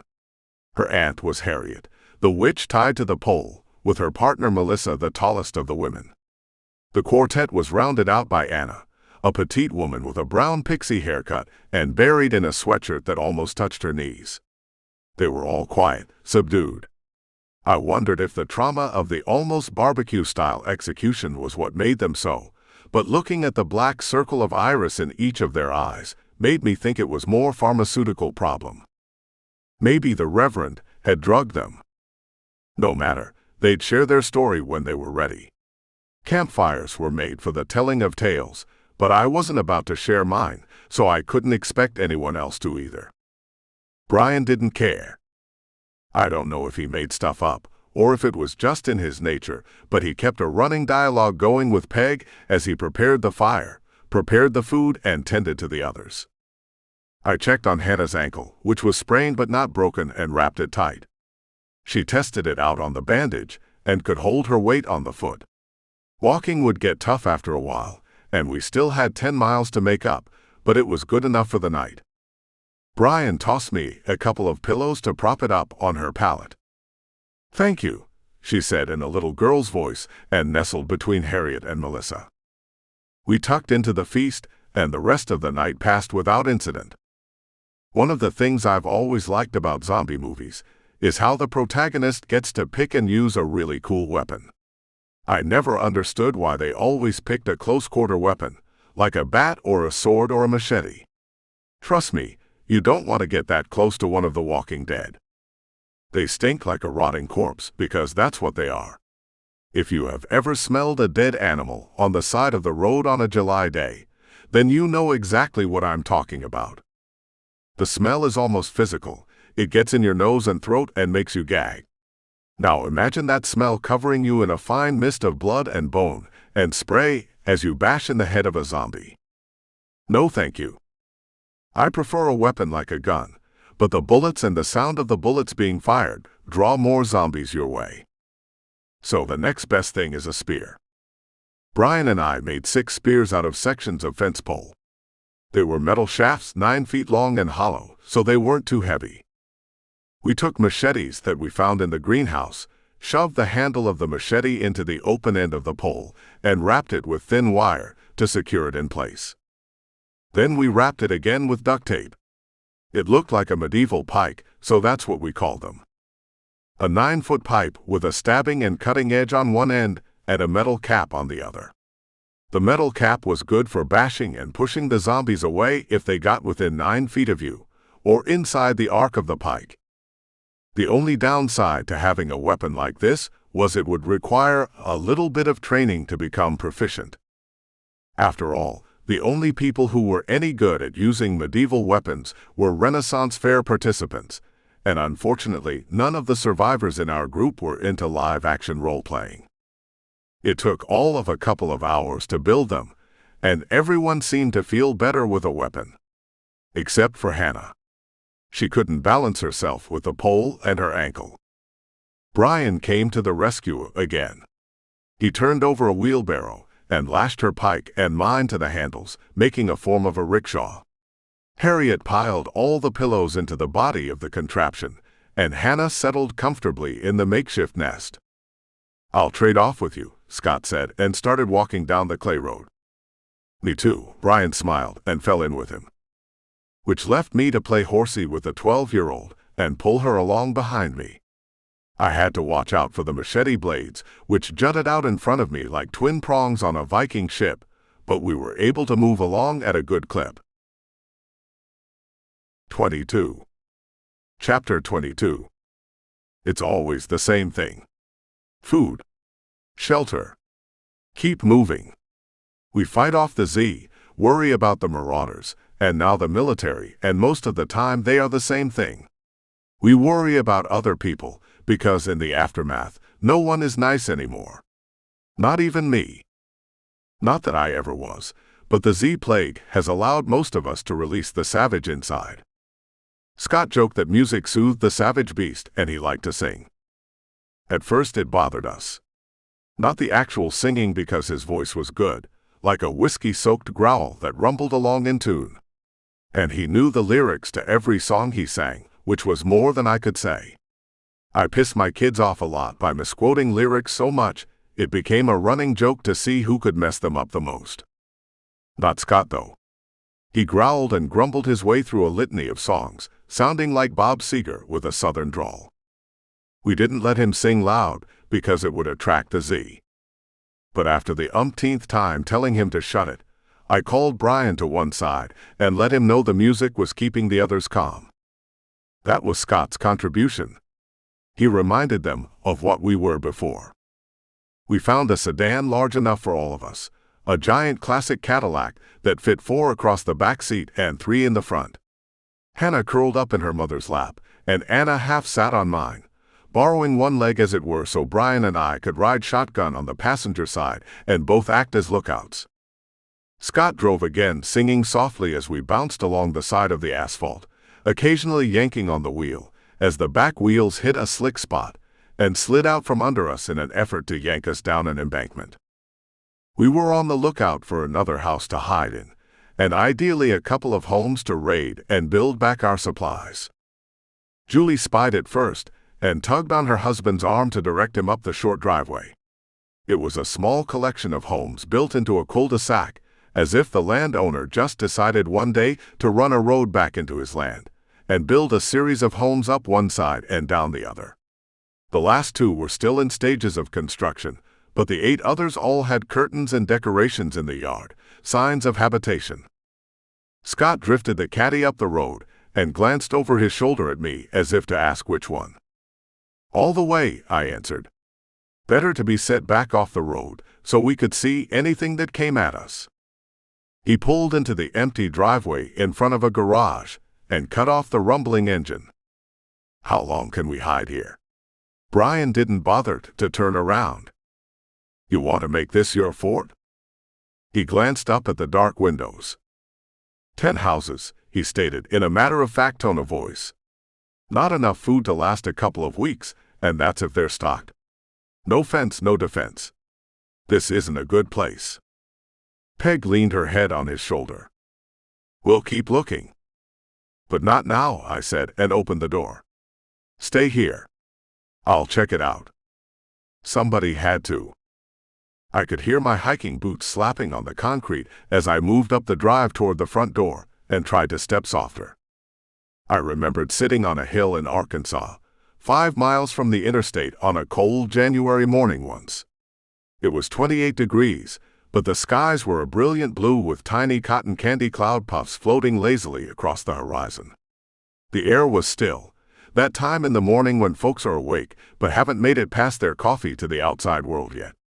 It was in one of those moments, the still time, I could hear trucks roaring along the interstate. The dull thrum of diesel engines as they jockeyed for position with commuters juxtaposed against the absolute stillness of the neighborhood. I marveled for a second at being able to hear so far, such a distance, and wondered how the first people to cross this hill, that had been stripped bare of trees and cover and replanted with 3 bedrooms, 2-bath cracker box houses, would have reacted to all of the noise. The noise that penetrated so far up into this subdivision, and if way back then they would have heard animals the way I hear trucks now. The noise was all around us, not just the roar of the cars, but the whir of electronic life, the lines that carried energy to the houses, the sound of lights burning. We were surrounded by bubbles of noise, and even as I thought about how quiet it was watching those morning clouds, I had absolutely no idea what real silence was. Now it was really quiet. The tick of the hot engine behind me, the whisper of the wind as it rustled through the leaves, but there were no man-made noises. The power lines didn't hum, the meters didn't spin in a whirring sound. The small little cul-de-sac was silent. Like a graveyard, I thought, and shivered. I knocked on the door, shave and a haircut wraps. I skipped the 2 bits and tried the knob. The door was unlocked, so I eased it open. Something growled and slammed against it, knocked it closed and batted against it. I swallowed the heart that jumped in my throat and backed away. What is it? Brian stood by the passenger door, pike held ready. There's one in there, I said. You ready? He shifted the pike to his other hand and moved away from the car. Scott got out of the driver's side and joined him, 2 points of a triangle off the door as a third. Be careful, Peg said. I went back to the door and tried to shove it open, but it wouldn't budge. The body on the other side was too strong or too much for me to move. All I did was get it pounding on the door even harder. It's too big to move. Harriet moved out of the car. Hang on. Mom, Hannah tried to hold her back. Harriet shrugged her off and jogged around to the back of the house. I could hear her pounding on the back door, and the noise on the other side of the front disappeared. She reappeared almost as soon as the noise left. Try it, she said. I twisted the knob, opened the door, and stepped to one side. The stench of Z rolled through the open doorway. I banged the front door twice with my palm and waited. We heard it lurch up the foyer, out of the door, and straight at Scott. It was a woman, once middle-aged perhaps, but gray skin and skeleton hands gave her a crone look now. She raised up a hand to grab him, opened her mouth like she was going in for a kiss. Brian got her with the tip of his pike. It made a popping sound as it cracked through her thin skull and ripped out as her body fell. Hannah leaned out of the car and dry heaved. I waited on one side of the door, just in case there might be more than one, and slapped the doorframe again. Nothing happened. After a few moments, I peeked in. The house had been well kept in a former life, but the furniture was overturned, fluids and ick stained the carpets. The stench was on the verge of being overpowering, and it was dark. But it felt empty. The Z was the only one in there. I pulled my gun all the same. I'm going to open the windows, I explained my plan. Be ready if I run out being chased. Brian and Scott nodded and stepped away from the dead Z on the ground between them. I took another look at everyone still at the car. Hopefully, if something followed me out, they would be smart enough to jump in and lock the doors. I took a big gulp of air, pulled my t-shirt over my nose and stepped into the darkness. 23. Chapter 23. Third night together. In the past, we would have been more paranoid.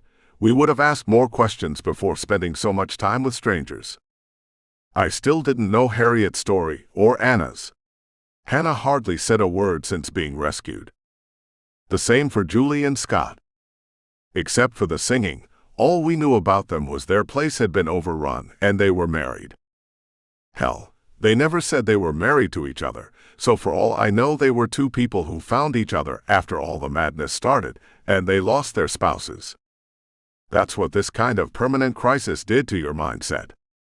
So much stress, so many adrenaline dumps that it established a new normal. When you weren't running for your lives from end-of-the-world congregations, marauders, soldiers turned bandits and the Z, you had to hunt for food and a safe place to sleep. When you finally found a quiet moment, you didn't want to talk. You wanted to go to sleep so your systems could reset and recharge, because who knew when the running would start again? The house stank. I had opened all the windows and doors to air it out, but the Z stench of rotting meat lingered in the walls and carpet. We lucked out and found food in the cabinet, and when Scott found the next house over empty, we turned it into our camping spot for the night. The food finds weren't much to brag about. Cans of soup, cans of beans. Combined over a small fire, we built in a fire pit dragged in from a deck. If we found a closet full of ramen, we'd be set, Brian joked in the flickering light. Lightweight, easy to carry, easy to make. Scott slurped the last of the beans off a plate and ladled some more out of the community pot. I won't say no to more of these. Julie rubbed his back and shoulder, her empty bowl between them. He was a cowboy in another life. Get along, little doggies. He pantomimed a lasso with his fork and returned to the meal. What next? Brian asked me. It was the same question he had asked the last 3 nights, as if my answer would change. But I knew he didn't mean my final destination. He meant, what about tomorrow? We do this again, I said. We're the new hunter-gatherers. We hunt for a place to stay and food to eat, gather around a fire, and last the night. He nodded. We'd evolve pretty quickly back to caveman status. That's why we need a fort. I couldn't recall too much history about forts, but I know a string of them were used to conquer the U.S. during westward expansion. And in the movies, the forts were always surrounded by Indians trying to burn them down. We need to get someplace safe, make it safer, and start to rebuild society, Ryan continued. This can't be a way of life. That's what we tried, said Julie. It didn't work. Someone stronger came and took what you had, Brian nodded. That's why we need to make it safer. A real fort that can withstand the Z and the elements of humanity that don't want to rebuild. I thought about that for a moment. He had me thinking about westerns, the wooden logs driven into the ground to create shaky structures ready to crisp up at the first burning arrow. But Brian was talking about medieval fortresses, a castle. You want a moat. Exactly, his eyes shined.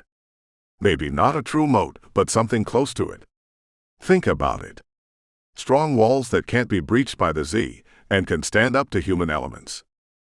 You're talking Mad Max type stuff, said Scott. It's the only way we can stay safe. And then we can start to bring things back to normal. This is safe, Harriet chimed in. I feel safe right now. Groups larger than this, and they start to bring up old prejudices. She hiccuped a sob and bit it back. Hannah nestled close to her and held her mother tight. I miss her too, said the little girl. Until we find the safe place, we're going to keep this up, I said.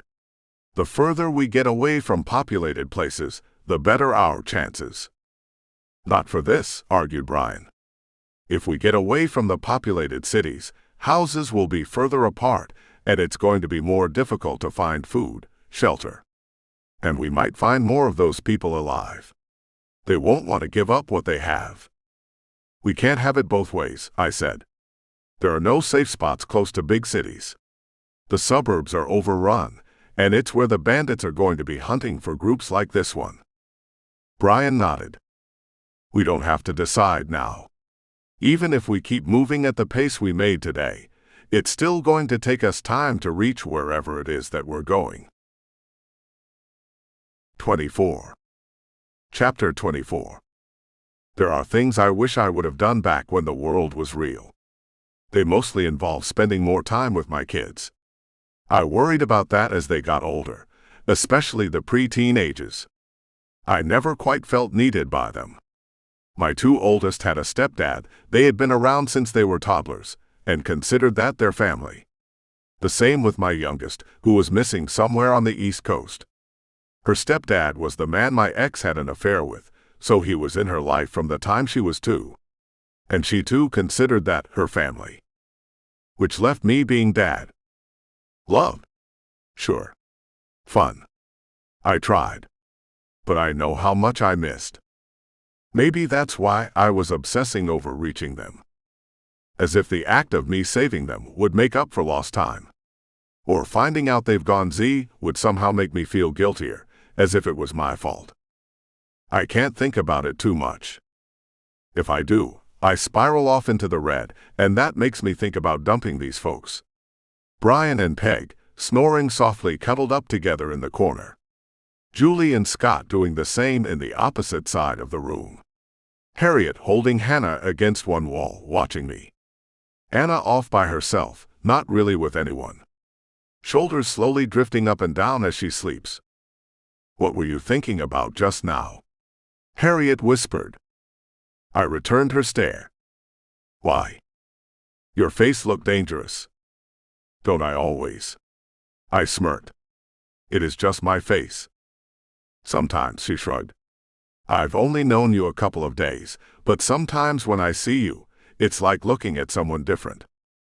"Just my face?" I said again in a lame voice. She nodded, but didn't believe me. I could tell. She could tell that I knew that. But she let me have it. I'm not sure what she was in the past, maybe a counselor or maybe a cop. She didn't carry herself like a cop, but they're trained to read people and pick up on physical cues. I guess it didn't matter what she had been in the past.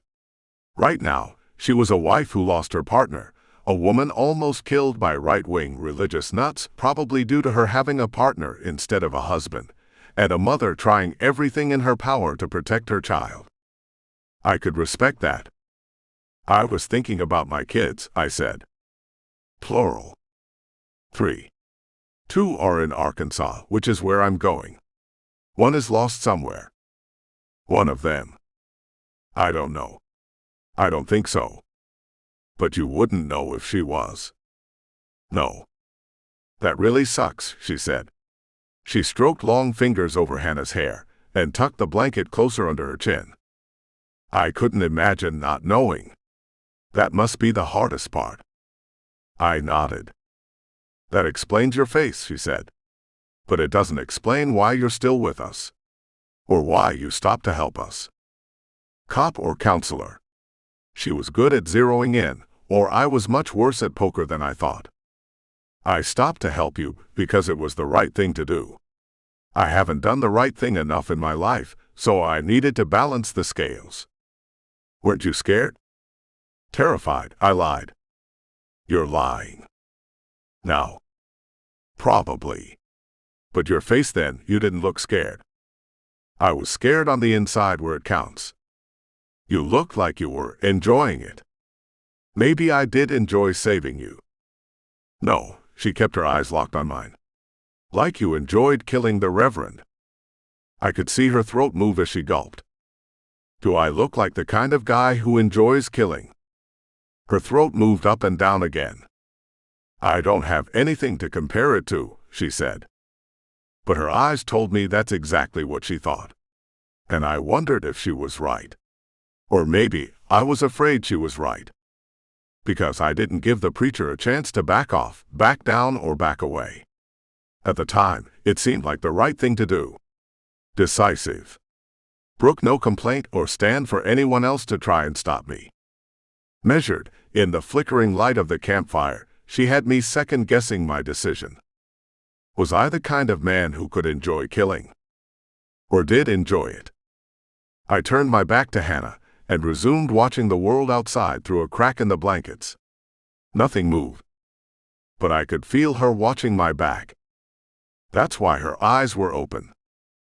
Mama Bear wasn't about to let her guard down if they were in a room with a psycho. That made me respect her even more. 25. Chapter 25. There are lies we tell ourselves so that we keep moving forward. It was easy enough to understand why some people sucked on the barrel end of a gun when the Z apocalypse occurred. With a breakdown in society, it was going to take a long time to rebuild. And even if we did, what kind of life would it be until we got there? A lot of people living today had no true idea of strife. Maybe if it happened to the Great Depression generation, the last one to truly know deprivation and starvation, maybe they would have just toughed it out. There were still pockets of grit out there, an indefinable quality that some people possess that makes them keep going despite the odds. They would be the ones who hunkered down behind the walls and slowly rebuilt something from the ashes. But I understood the ones who didn't. Julie was one of them. We woke that morning to warmed-over beans and an easy feeling that came from a solid night's rest. Brian and I shared shifts watching through the windows, but it was more of a listening post than anything. I saw a couple of wandering Z. He said the same but nothing else. No huge mob or reason to panic. They didn't bother the house, the car, or us. The plan was to hop forward as far as the ride would take us, then switch to foot or find another auto to hop even more.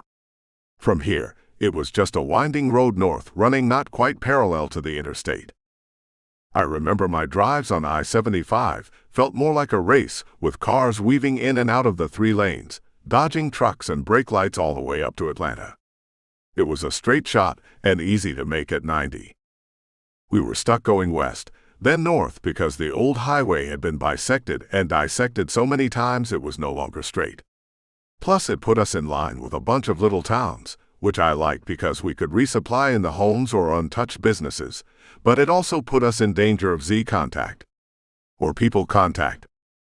Scott drove us north. Julie settled next to him, one hand on his thigh while she helped him watch the road. He gripped the wheel with 2 hands and drove with practiced ease, while Brain rode shotgun and I held the back seat. It seemed easy enough to just assume the old posts when Scott opened the driver's door. His sure-footed reflexes kept us rolling around 20 miles per hour, sometimes faster, and we made good time until Milford. Milford was one of those slow spots in the road where the local sheriff built a speed trap to catch fast drivers when they hit the city limits. We weren't in danger of speeding because of the sheriff's car across the road blocking the entrance to town. No fence leading to either side, so we just drove around. But it being there had me worried. It meant 2 things. Either no one had made their way north on this road, in which case we were off the res and entering uncharted territory. Or it had been placed there on purpose, and we just violated some line in the sand. "You feel that?" Brian asked from up front. Scott eased off the gas, and we slid down from 20 to 10. I didn't answer. I didn't have to. It felt like we were being watched. 26. Chapter 26. Scott's head popped and sprayed the inside of the windshield. He slumped forward, jammed the accelerator with a spasm, and the car sailed off the Main Street curb and through the front of a building. We didn't have time to hear the echo of the gunshot that killed him as walls, plaster, and bricks rained down on the car. Julie screamed in a low, throaty wail that quickly devolved into the word "no" gasped over and over again. I hit the door and spilled out, the Glock with 1 bullet aimed behind us. It took a minute for my wobbly legs to get steady, and I didn't notice the pinging sounds were bullets plowing into the trunk until Brian tackled me.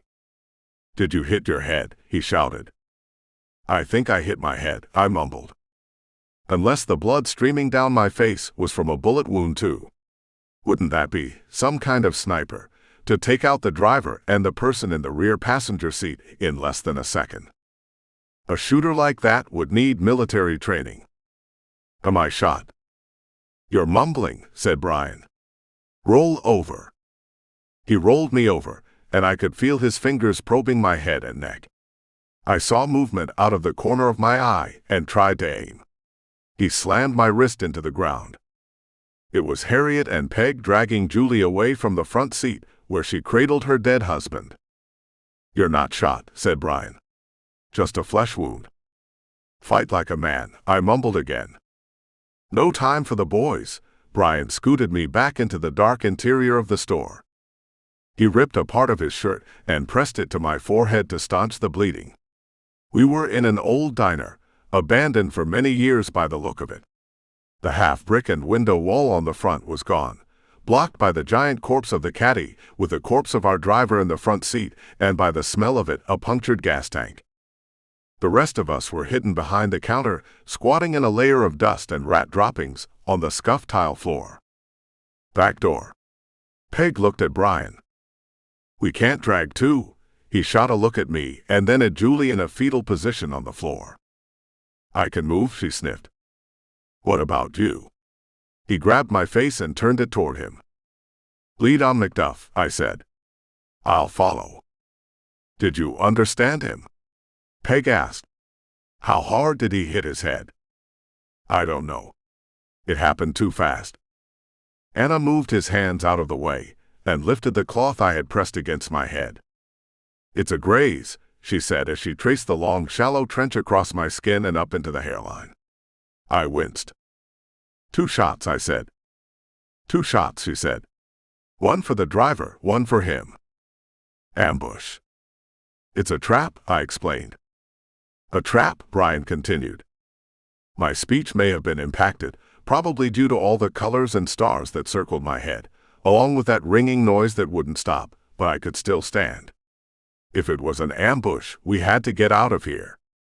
We need to get out of here. Brian studied the shadows in the back of the diner, searching for a hallway or something that would lead us out back. I pushed off the counter and planted my feet on the floor before it tilted too far.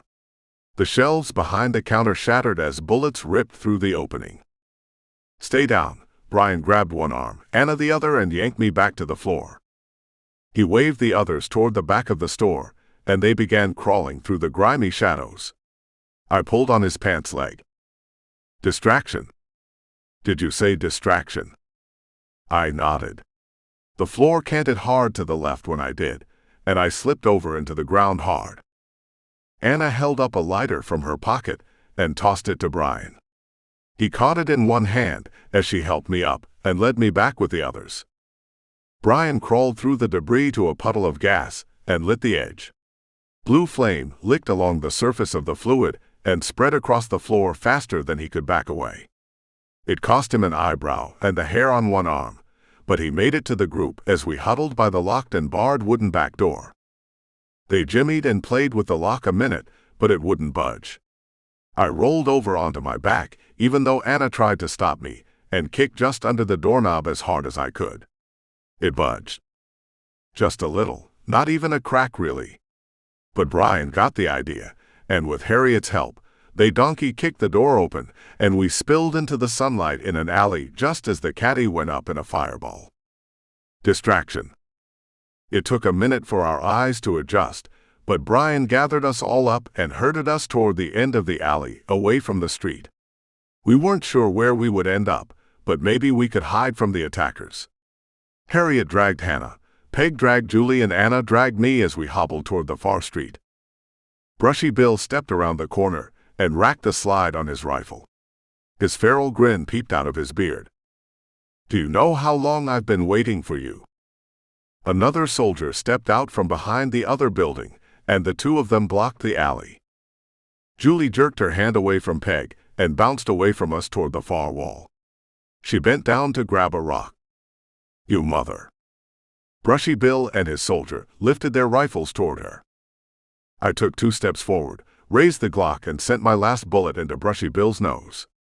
He dropped, finger locked on the trigger of his rifle as he fell, and he sent 3 rounds into the other soldier. Distraction. Run. Brian gasped and dragged us all forward. Everyone grabbed somebody and started running after him.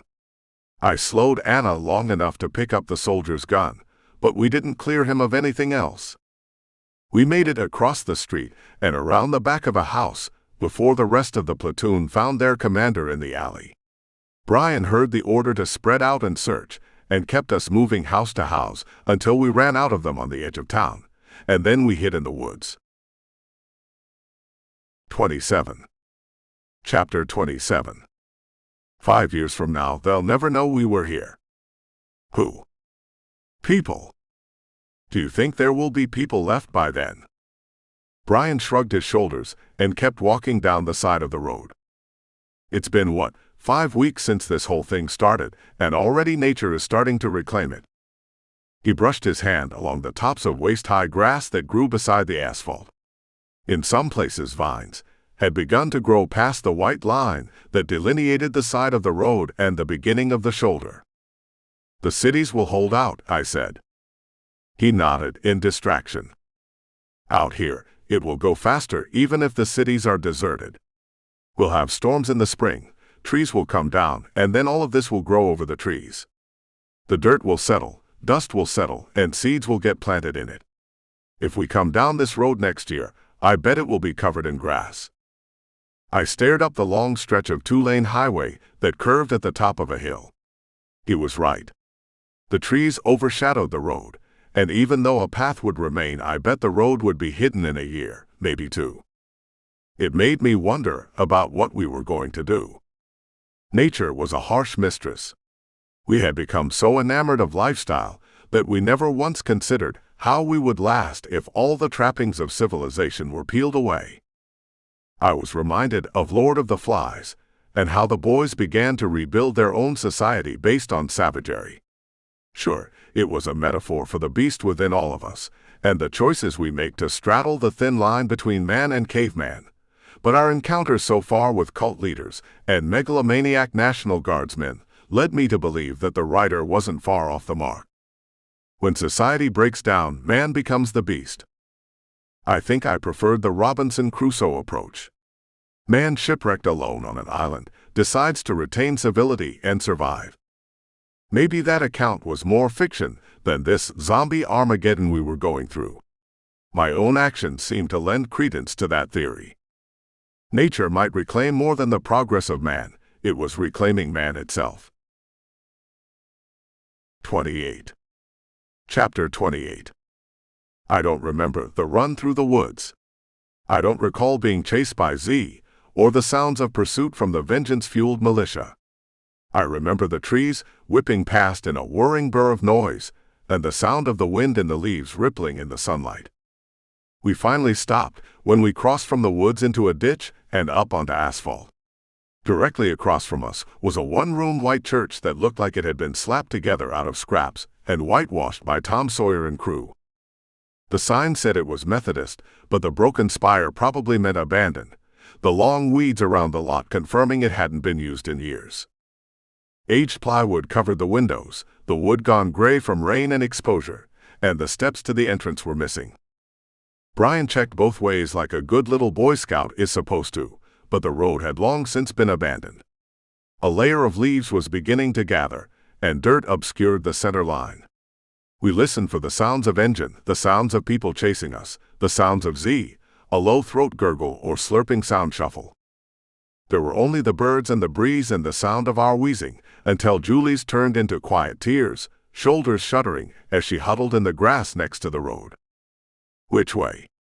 Peg glanced at me, but directed her question toward Brian.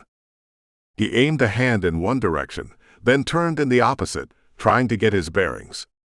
We had gotten turned around in the woods, but the sun was drifting west on the left side of the road. I almost told him to pick north, but he pointed and began to lead us in that direction. Good man. Peg helped Julie up, and we began a death march along the roadway. I tried my best to stay upright and just grit through the pounding in my skull. It felt like my skin was being stretched like a balloon, and the crusty blood drew flies that buzzed in clouds over the top of me. Wish I had a hat, I said. I wish you had a hat too. Anna tried to swat them for me.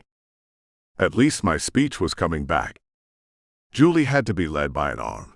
The other clenched her face as tears dripped on the asphalt, leaving a little trail that evaporated almost as soon as we passed. Hannah and her mom brought up the rear, the young girl keeping watch over her shoulder for us. We moved for hours as the sun set further, and when the gray light of dusk began to filter through the trees, it was time to get off the road and make camp. I hoped for a house, said Brian as he peered into the growing darkness. Everyone did. Out here we would be exposed. Even if the Z surrounded a house, the walls made us feel safer. In the woods there were just the trees, the terrain not enough of a deterrent to keep us safe. The Z could have kept walking. That's how I knew we were still alive. We were exhausted. No one in normal life moved for more than 8 hours a day. It was something we lost in the Industrial Revolution as the cities got crowded. People moved into office buildings and locked themselves behind desks, and then after work locked themselves onto couches. They weren't used to all-day activity, and it showed in how we fell around the clearing Brian declared home for the night. Hannah curled up by a tree and began sniffling. Julie leaned against a trunk and continued crying. Brian, though, kept earning the mantle pressed upon him when I got hurt. He turned Harriet and Peg loose to find vines and branches, building a makeshift fence between the trees, just 4 or 5 thick, not enough to hold in horses if we had them, but good enough to give us warning if something tried to crash through them. And maybe they were strong enough to buy us time. That done, I heard them debate building a fire. Brian looked at Anna, who shrugged. "I gave you my lighter," she said. "2 sticks." "I'm not rubbing 2 sticks together," he said to me. Which meant we were out of options. We didn't have anything to cook anyway. Our supplies were left in the trunk of the caddy back in Milford, and we hadn't run across any abandoned houses or cars in our time since. We would have to find something tomorrow, especially since our escape had drained us. There was water in a ditch that we could use as a last resort, but with no fire to boil it, that was taking a chance we weren't ready for yet. At least you can fight against a Z or militiaman, but a microscopic bug in your gut could kill you just as dead. "I miss music," Hannah whimpered. Harriet rubbed her hair back from her forehead in a soothing way mothers do. I never got to witness it on my children growing up, their mothers acting as mothers do during the formative post-toddler years. That was one of my biggest regrets. Missing so much. I remembered my grandfather teaching me to fish, to shoot, and how to build things with my hands, and those were the memories I carried with me. My children would remember their stepfathers, and maybe carry the thought of me as someone who visited once a month and took them to do cool things. Sure, I tried to keep it fun and make memories, but even a weekend at a theme park doesn't compare with sitting together in the backyard night after night and learning about the constellations. Or going to coach a t-ball game, or watching soccer. There were thousands of little things I missed with each of them, and those ghosts of memories that never happened haunted me. Even music. One of my memories is of my mother vacuuming our small home, with the wind coming through the screen door on a wet Saturday morning, and the radio blasting some pop disco song. I still smile when I hear it, or heard it, and sometimes still get a whiff of wind when it's wet, and time travel back to her doing the boogie with the Hoover. Just a random moment on a random day. The kids didn't get that with me.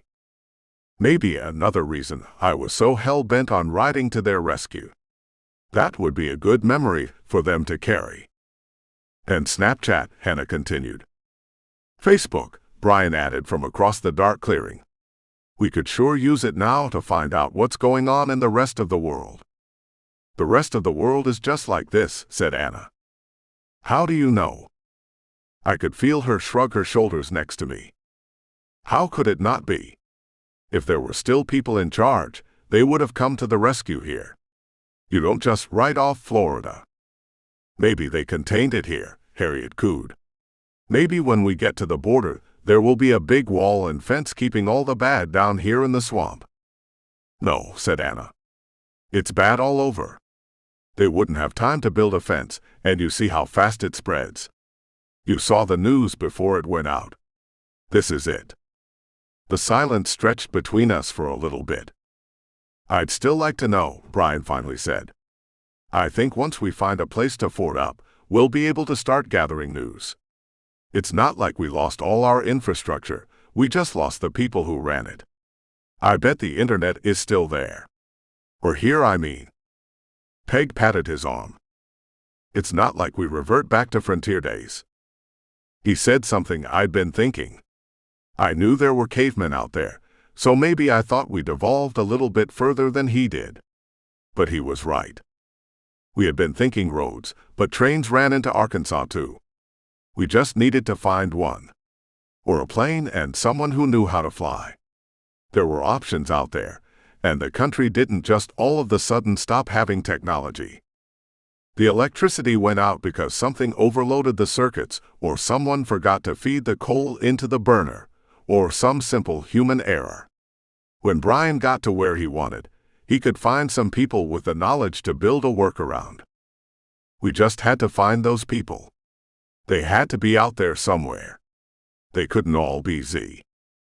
Anna stayed next to me and made concerned noises over the gash in my head. She threw out words like concussed and don't sleep, but I pretended not to hear her and closed my eyes anyway. She jostled me awake a few times, so I just waited until she passed out before following her into the abyss.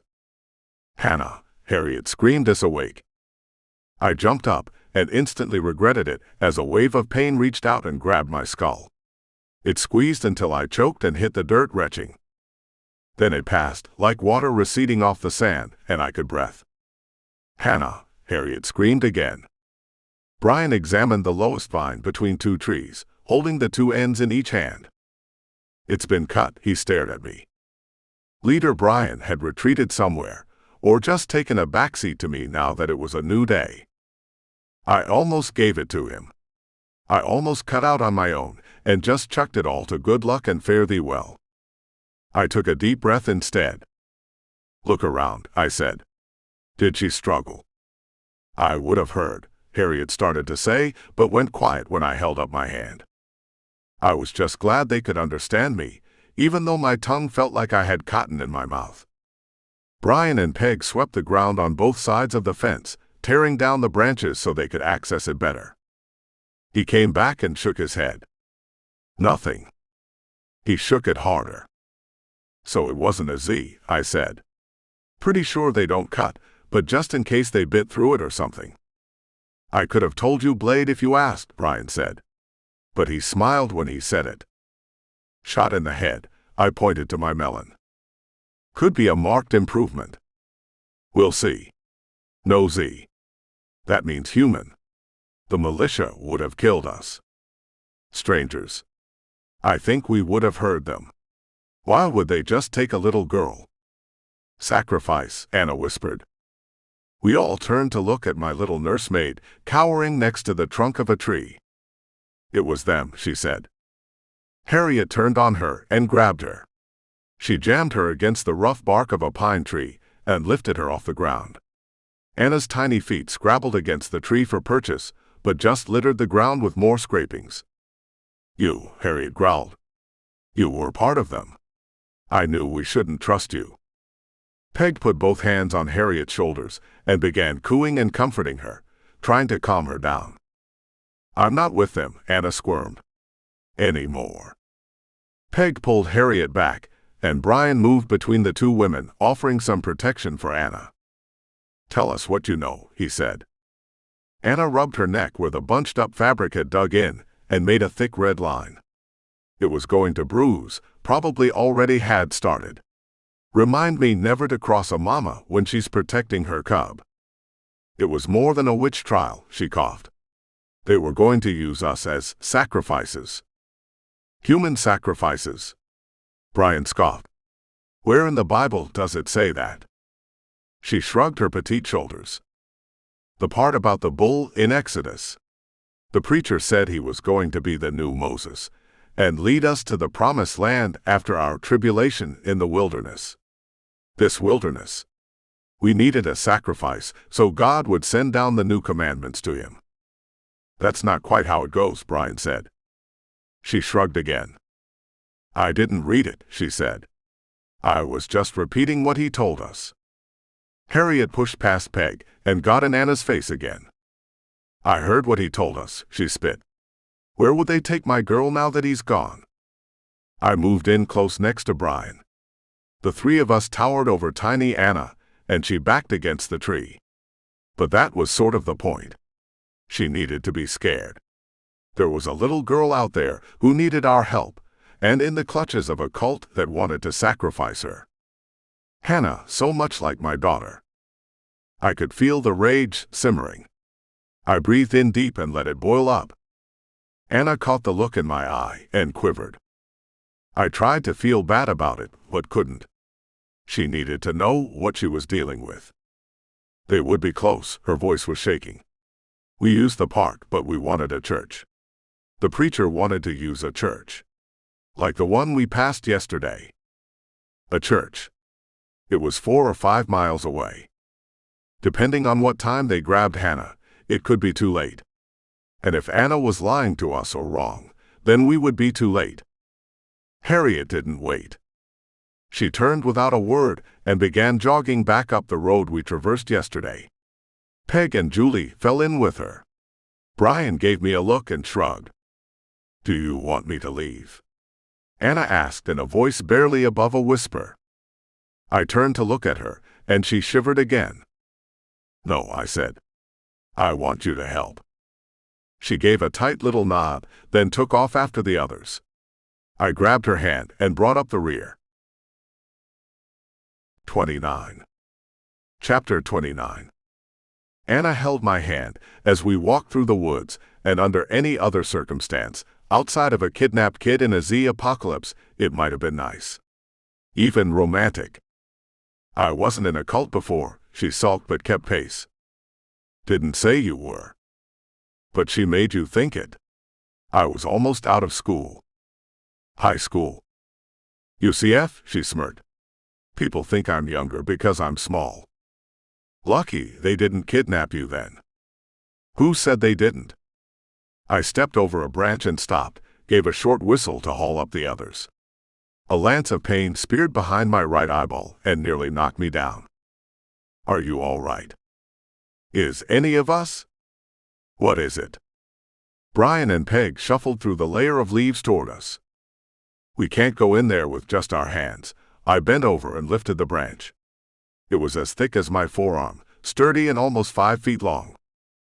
It's not a pike, Brian said. I don't plan to stop Z with it. I took out my knife and began whittling a point on one end. It was hacking really, no artistry to the work, just a simple sharp end of a stick. What if they have guns? I arched up one eyebrow and glanced over at Anna. They don't. They might after you killed their leader, Peg shot back. She was right. Religious nutters were that for a reason. They didn't follow the normal line of logic. I don't think so, but maybe. She leaned against the tree and watched us. Harriet stomped back to us and huffed. We need to hurry. I took one last swipe at the spear and checked it for balance. It wasn't going to win any contests, but it would do. We fell back in line behind Harriet, as she kept us in the trees on the edge of the road. I kept my eyes open for a second branch that I could turn into a weapon. When I found it, I let Anna carry the first one while I sharpened it on the move. She passed it back to me when I asked without trying to escape or hurt anyone, so I gave her the benefit of the doubt that she was on the up and up. Loyalty buys that from me. The 5 miles to the abandoned church churned under us. I think Harriet would have sprinted the entire way if she could, but I could tell by the way she kept looking back at me, she had something on her mind. Something she wanted to say. We made the path where we exited the tree line just the day before, and used the raised roadway for cover. The church was quiet, still looked abandoned except for one window where the board was removed and placed like a ramp up to the doors. It wasn't like that yesterday. I watched you with the preacher. Hannah stood next to me and glared at the church. I saw what you did with that army man. You didn't hesitate. You turned into a monster in the blink of an eye. That's my little girl in there. I want you to get her back. I didn't nod. I didn't say yes. She knew I would do it. She was a mother. I was a dad. She knew I wanted to find my children. She knew how I ached inside, just as she knew exactly what I was capable of becoming. Of who I was. Of what I was. She was asking me to become her monster, like her own personal Frankenstein. I would. There was a little girl in the church, probably scared out of her mind. Terrified of what these people were going to do to her, or what they were already doing to her. I thought about them trying to do it to my little girl. Maybe it took longer than the blink of an eye. But I doubt it. Stay here, I stood up. All of you. No one argued. No one said a word. I stepped out of the woods, hefted the sharpened sticks in each hand, and stalked toward the front door of the building. 30. Chapter 30. The ramp up to the porch was slick with muddy boot prints that tracked and leaked over each other, so I couldn't tell how many there were. If they had picked up a couple of extra loonies on the chase, then I'd be in trouble, but I expected 8 or so. Maybe up to a dozen. It was easier last time. I had a pistol. The noise and sudden brutality of killing the preacher had bought me time to save Hannah, her mother, and the others. It might not be so easy this time. I had 2 sticks. If they had guns, it wasn't going to go well for me. I could use another distraction like the fireball our caddy made, but I didn't have time for one.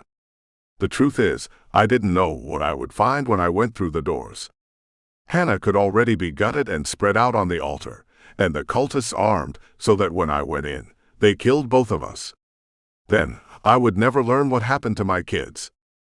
Worse, what if religious idiots had my kids now? What if they were being abused, or sacrificed, or hurt in any way?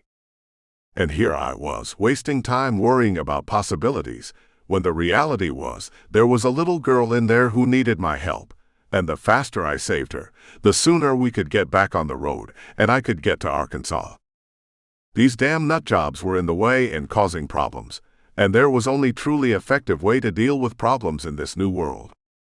I marched up the ramp, drew back a mud-covered hiking boot, and slammed it into the door. The damn church was full of zombies. Z's turned toward me. 12 of them wandered in the pews, and all turned toward the door as it slammed against the inside wall with a resounding boom. There was a fence between the altar and choir area, blocking it off from the congregation, and 6 cultists stood behind it with Hannah tied to the altar. I swear one of the guys shot me the bird and smiled. That's all I had time to see before Z were shuffling toward me, the sounds of their moans growing as they sensed prey. I backpedaled off the entryway and kicked the ramp down to the ground. I was marginally better at jumping than the Z, but another lance of pain almost sent me to my knees when I landed. I heard 2 bodies plop in the mud behind me and tried not to scream as fingers slid along my pants leg. I jumped up and jabbed down with the sticks, the sharp ends sliding through their skulls as the rest piled off the raised entry and landed hard. I backed away and got 2 more with the spears before the rest made their feet and began chasing me. I say chase, but it was more a relentless lumber. They weren't fast, they weren't slow, they just kept coming. I circled around the church, just a few steps ahead of the lead Z, and ran around the corner. Then I doubled back and waited for him to turn the edge. I stabbed him in the eye and gagged as it popped out the back of his head. He fell and jerked the weapon out of my hand. The next Z moaned and stepped over him. I used a 2-handed grip to poke through its mouth and out of the back of its head, but this time kept a grip on the shaft as it fell. I pulled out the point with a 6 slick pop and moved for the next corner. Half dead in the first minute. Not too shabby. I got 2 more with an ambush on that corner and ran around so I was back at the front of the church. 8 down, 4 to go. Only 2 of them hadn't seen me go around the first corner of the church, so they didn't follow. Instead, they were wandering around in what once was the parking lot, at least until they saw me move, and then began their slow beeline toward my hiding spot, and 2 more were making steady progress toward the corner. I didn't know if I could get all 4 with the last spear. If I could keep them separate in pairs, and could keep the spear in hand, then my chances were good. But I only had about 10 feet in either direction to make a choice. I chose the third option and jumped up in the entryway and went back into the church. The pilot of the bird got agog. It is not often that one sees someone go bug-eyed at your appearance, so it must be appreciated with a proper word. His eyes bugged out. He stared at the gore that dripped off the point of the spear, and I would almost bet he really regretted flipping me off. He pulled out a blade in his shaking hand, a giant Bowie knife that looked like it was made for killing grizzly bears and not little girls. It was the kind of large knife fans of Crocodile Dundee carried, or men with low self-esteem. I wanted it. "I'll kill her, man," he said in a shaky voice sounding for all the world like Shaggy from the Scooby-Doo cartoons. I almost offered him a Scooby snack. "I'll give you one chance to walk out of the front door," I said, trying to sound tough. It worked. One of the women pulled out a little .38 revolver, a silver Saturday night special, and aimed it at me. Her hand shook too, which made me wonder if they were all high on something. Wouldn't that be religious of them? High on meth or bath salts and about to make a human sacrifice to appease the gods or God, both of which I'm sure didn't give a damn about what went on down here off Olympus. I shifted my weight to my back foot and rolled my grip around on the spear. She pulled back the hammer on the pistol. I launched it at her and she flinched. In my dreams, the spear slid between the fence bars and caught her in the throat. She fell and dropped the pistol, and the surviving cultists ran away to get high another day. And maybe that's how I would tell the story to Brian and the others when I got out of here. But what really happened is the spear toss turned sideways and crashed against the fence bars in a loud clang. She did flinch because she gave me way too much credit for accuracy on spear throwing, which I guess could be a modern skill set honed by Spartan races, but was not one of mine. The flinch made the pistol yank upward, her finger clenched on the trigger. The loud shot in the narrow confines of the square-walled room bounced around and made our ears ring. One of the cultists screamed as splinters from the wall peppered their face as the bullet went through the wood. Before she could recover, I darted to the fence and hit it with my weight. It was designed so that when Z pressed against it, their effort pushed it against a part of the wall and made the fence hold stronger. I noticed that and pulled. It fell with a louder clang and trapped my spear underneath. "I'll kill her, man," Shaggy Boy said as he two-stepped across the floor toward Hannah tied on the altar. "You said that." I grabbed the arm of the pistol girl in one hand and pointed it at him and slammed a fist into her eyebrow with the other. She snarled and head-butted me back. Stars exploded behind my eyes, and the graze wound on my head did a star thing of its own. My wobbly knees tried to buckle. She thought I was taking it to the floor for a grappling match and wrapped her legs around my waist while yanking on my arm. We fell. Or rather, I fell on top of her, my other arm bent in an accidental V that drove into her solar plexus with all my weight behind it. She gagged, gasped, and let go of me and the pistol as she struggled to breath. I picked up the .38 and pointed it at Shaggy. He dropped the knife and hightailed it for the front door. Apparently, in all the confusion, he forgot the ramp was down as he ran straight off the open entry and fell into the plywood with a whacking sound. The waiting Z did not wait long to grab him, and Shaggy was not long for this earth. His scream seemed to sober up the others, and they backed up against the wall, hands held high. I pushed off the ground and grabbed the giant knife. Bending over was a mistake, and though it may have been less dignified, I should have scooted across on my knees. The stars around my head went supernova and I pitched forward. Luckily, I was able to turn it into a roll and kind of ended up on my side on the floor. None of the cultists moved, except for Pistol Girl, who started sobbing as she caught her wind. It took me a few long moments to get up again, but once I had my feet it was a straight shot to the altar, and the knife sliced through the rope like it was gossamer. Hannah started sobbing as I helped her off the wooden slab. "Not yet," I said. She wiped the back of her hand across her leaking nose and kept crying as I led her toward the door. I stuck the knife in my belt and made a mental note to get a sheath somewhere along the way. The damn thing had an 11-inch blade, and I didn't want to cut off anything important. I opened the chamber on the pistol and counted the bullets. There were 5 left in the 6-shooter, so I stood in the doorway and played fish in a barrel with the 4 remaining Z. The shots would probably draw more of them, but I didn't plan on us being around here long enough to wait. Hannah shouted as she saw Harriet run across the road and through the parking lot. I helped her down and then sat on my butt to scoot off the porch because jumping and kneeling and running had sapped me so much I didn't want to drop in the mud and leaking Z gore around the entryway. Brian and Peg followed with Anna as we met on the edge of the lot. Harriet did that mother thing where she ran her hands all over Hannah to check for wounds, check for bites, check to make sure she was real and safe and really with her. Anna did the same with the graze on my head and patted the oozing blood with a bandana. Apparently, I broke open the wound or something. "You're going to need stitches," she said. "We need to get going," I answered. There would be time for stitches later. First, we had to find food and shelter, a place to hide for the night. I felt like hiding for a week, healing and sleeping, but every delay just ratcheted up my anxiety level higher. Brian held up his hand. Hear that? The rumble of diesel engines reverberated through the woods as a giant something roared down the road. Maybe more than one something by the sound of it. Into the woods now, Brian said, and we started for the trees next to the church. 6 camo-clad soldiers stepped out of the shadows and trained their weapons on our group. We froze.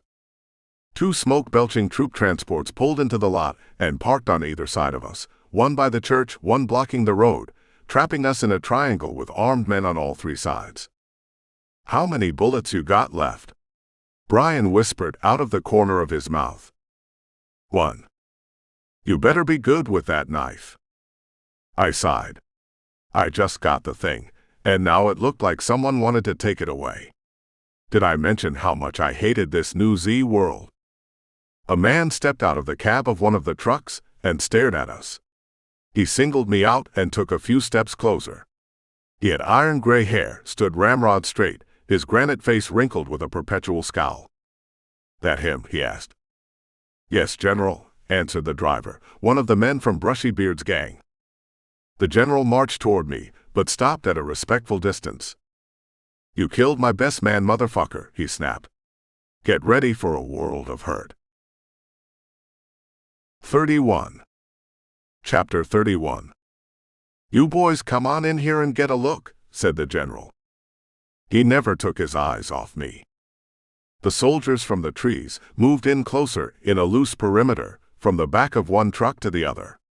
3 soldiers from each truck lined the truck beds, weapons held at the ready. "He raises that pistol an inch, kill him."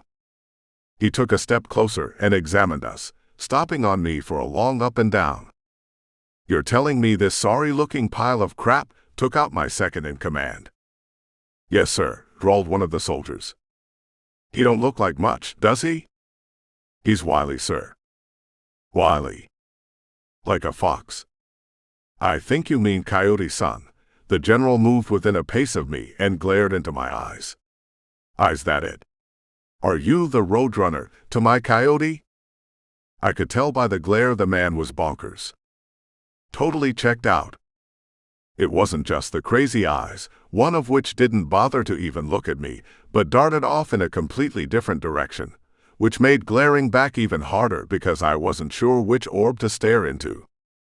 Add to that the Roadrunner pretty much always beat the Coyote in the cartoons, so the whole intimidation vibe was just a little bit off. Kind of like his eye. I wasn't about to correct the gentleman, though. He was backed by 12 automatic rifles, and the .45 he had belted to his BDUs looked well worn and used. I didn't gulp either, which maybe he expected, and I didn't flinch when he reached one hand over and yanked the Bowie knife out of my belt. "Now that's a knife," he grumbled and drew back his hand. I knew what was going to happen next. He was going to stick me and let me bleed out. Then he'd take the girl I just rescued, her mother Anna and Peg, and turn them into sex slaves or worse. Like Brian, they'd be dinner or entertainment. His arm arced out behind him and he grinned. Huh. His cock eye went wider and he turned his head to focus. Julie stepped between 2 of the soldiers in the perimeter, lifted a grenade off one of their belts, and dropped it on the ground. Grenade. One had time to scream before it exploded. The concussion knocked our group down and took out Julie, the 2 militiamen plus another in the back of the truck. The others were distracted. "Stay down," I screamed and hoped their ears weren't ringing enough to miss it. I aimed my last bullet at the giant gas tank under one of the trucks, the one next to the still smoking crater where 3 people had once been, and pulled the trigger. The bullet ripped through the metal with a ping and tore out the other side of the tank. Gasoline poured from the 2 holes, but the detonation I expected didn't happen. Damn movies and special effects. The general kicked me in the stomach to roll me over and plopped down on my chest. I clicked through the empty chambers, and he laughed like a megalomaniac madman as he lifted the long blade over my face. I heard the racking of a slide on one of the weapons as a soldier recovered and covered me. "It don't blow up till you get a spark," the general's rancid breath wafted over my nose. "Bullets are just projectiles. Blunt objects that punch through things. Like this." He lifted the knife higher. "Hey!" Anna screamed. We both turned to stare. She rolled over twice and kicked a smoking piece of charred clothing into the stream of gasoline spilling from the truck. It hissed and sputtered out. The general turned back to me. "Guess you're all a special kind of stupid, aren't you?" He lifted the knife again. I bucked, but he squeezed tight with his knees and held me down.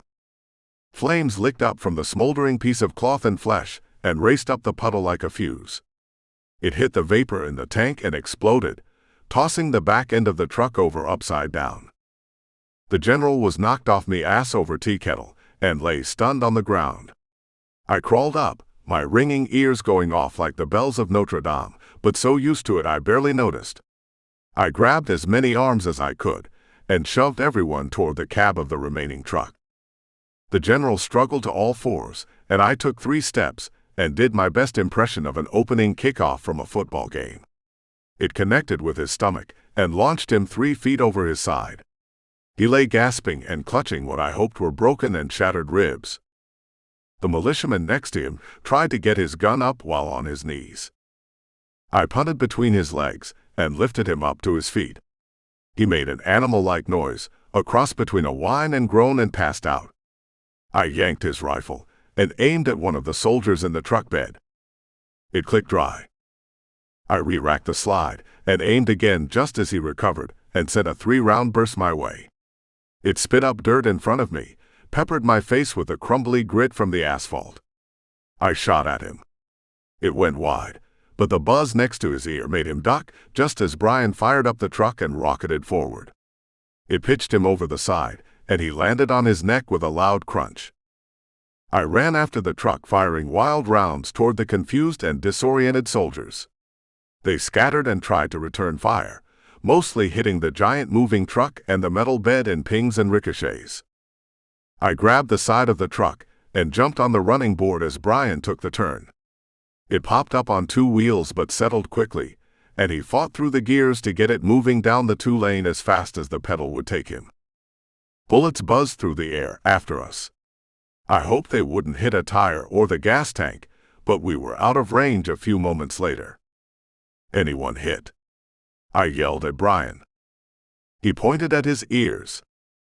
"I can't hear you." "Your eardrums are busted." "I think my eardrums are busted." I nodded. "Peg," he shouted. "Is anyone hit?" "I can't hear you," she shook her head. "My eardrums are popped." She checked on Anna, Hannah, and Harriet. No one was shot, at least, though Julie's sacrifice had cost us the ability to communicate effectively for a little while. "We need to get rid of this truck," I screamed through the open window, still clinging to the mirror, feet planted on the running board. "We should probably ditch this," Brian answered. "Find something faster. Less conspicuous." I nodded. Right now, I didn't care about conspicuous. All I cared about was how the cultists found us and how the general found us. There were a lot of roads we could have taken on either side of 75 North. Something did not smell right in the state of Denmark. I chalked that up to the stench of Z and focused on what the hell was going on in Florida right now. There was a puzzle I needed to figure out, because if I didn't, these enemies were going to keep me from helping my kids. And I wasn't going to let that happen. 32. Chapter 32. The truck ran out of gas 12 miles or so later. 1 or 6 of the errant shots had punctured the tank, projectiles moving at great speed so that we left a splattered trail of gas along the highway. We walked a mile further to find a simple farmhouse with a pickup truck in the carport, and after a careful inspection, no one home. Brian found the keys hanging on a hook by the back door, and Peg raided the cabinets to uncover cans of soup and boxes of crackers. We spent 20 minutes eating. Then Anna and Harriet gathered what was left of the pantry into the tablecloth and folded up each corner so we could carry it. We scored with 2 cases of bottled water sitting on the floor under the shelves and 8 2-liter bottles of soda. Brian and I explored the rest of the house and hit upon another treasure. There was a gun cabinet in one of the bedrooms turned shrine to hunting. It didn't have .38 ammo, so I traded the silver pistol for a rifle and 6 boxes of ammunition, and Brian grabbed 3 shotguns with 2 rounds of shells each. "We still need pikes," he said. I agreed. Our little makeshift weapons were the perfect piece of equipment for fighting Z, but I was more worried about the human element we kept running into. I have heard you can judge a man by how he reacts in a crisis, that true human nature will win out. There were stories of heroism during natural disasters that once played on the news, as if the newscasters were saying, "Hey, sure 1,000 people died, but look, this lady rescued a puppy from the hurricane."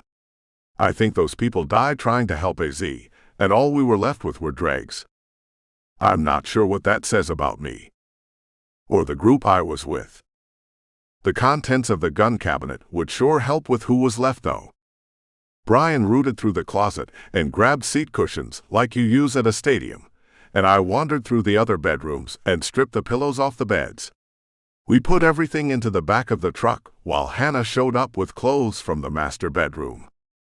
"What's that?" "We stink," she crinkled her nose. "You stink."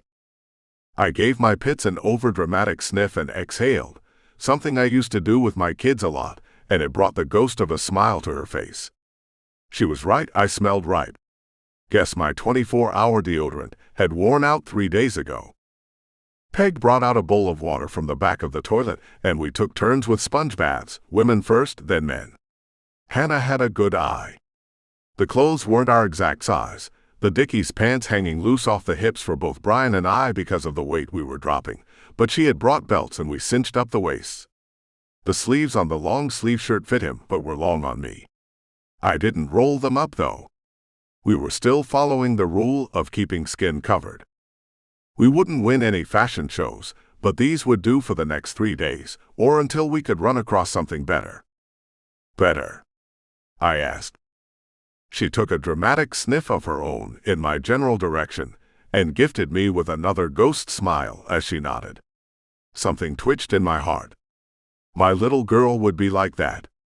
All of these kids, an entire generation would be lost, forced to grow up fast in a world that they were not prepared to face.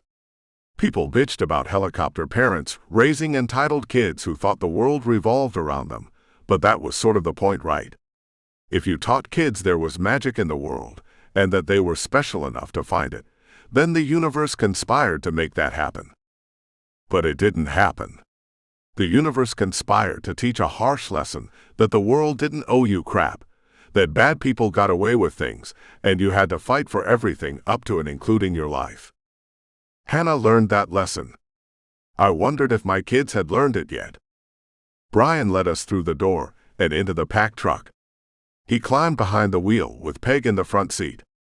Anna, Harriet, and Hannah jumped over the tailgate and settled into a nest of pillows that made riding in the truck bed comfortable. I leaned my back against the cab and held a loaded rifle across my knee. Brian gave 2 taps on the window, fired the truck up and pulled out on the road. He kept it locked at 25 miles per hour, the wheels making a whispering slick sound as they crunched across the leaves on the blacktop. 33. Chapter 33. We crossed over into Georgia. I could see the sign. On the interstate, it would be a huge blue monstrosity, letting me know the visitor center was just a mile ahead. We could stop and rest. On this road, the sign was brown with white lettering, and the only difference was the type of asphalt used as we stepped into the new state. Florida had not been kind to the little group. Only 6 of us lived. We were being hunted by a military madman. But we were one state closer to finding my kids, or at least finding out what happened to them. The rumble of the engine echoed through the trees as we cruised along at 20 miles an hour. If we could keep this speed up, it would only take 2 days to reach them. But the 4 days to get out of Florida made me think I was being optimistic, and there was too much danger in that. Up ahead, there were obstacles we hadn't countered yet. Behind us was tragedy. But right now, the sun was shining through the trees. We had enough gas to make it a couple 100 miles, and we were in Georgia. Not a bad way to be in the apocalypse. The end. The adventures continues in Battlefield Z Children's Brigade. Ready for the next adventure. Battlefield Z Children's Brigade.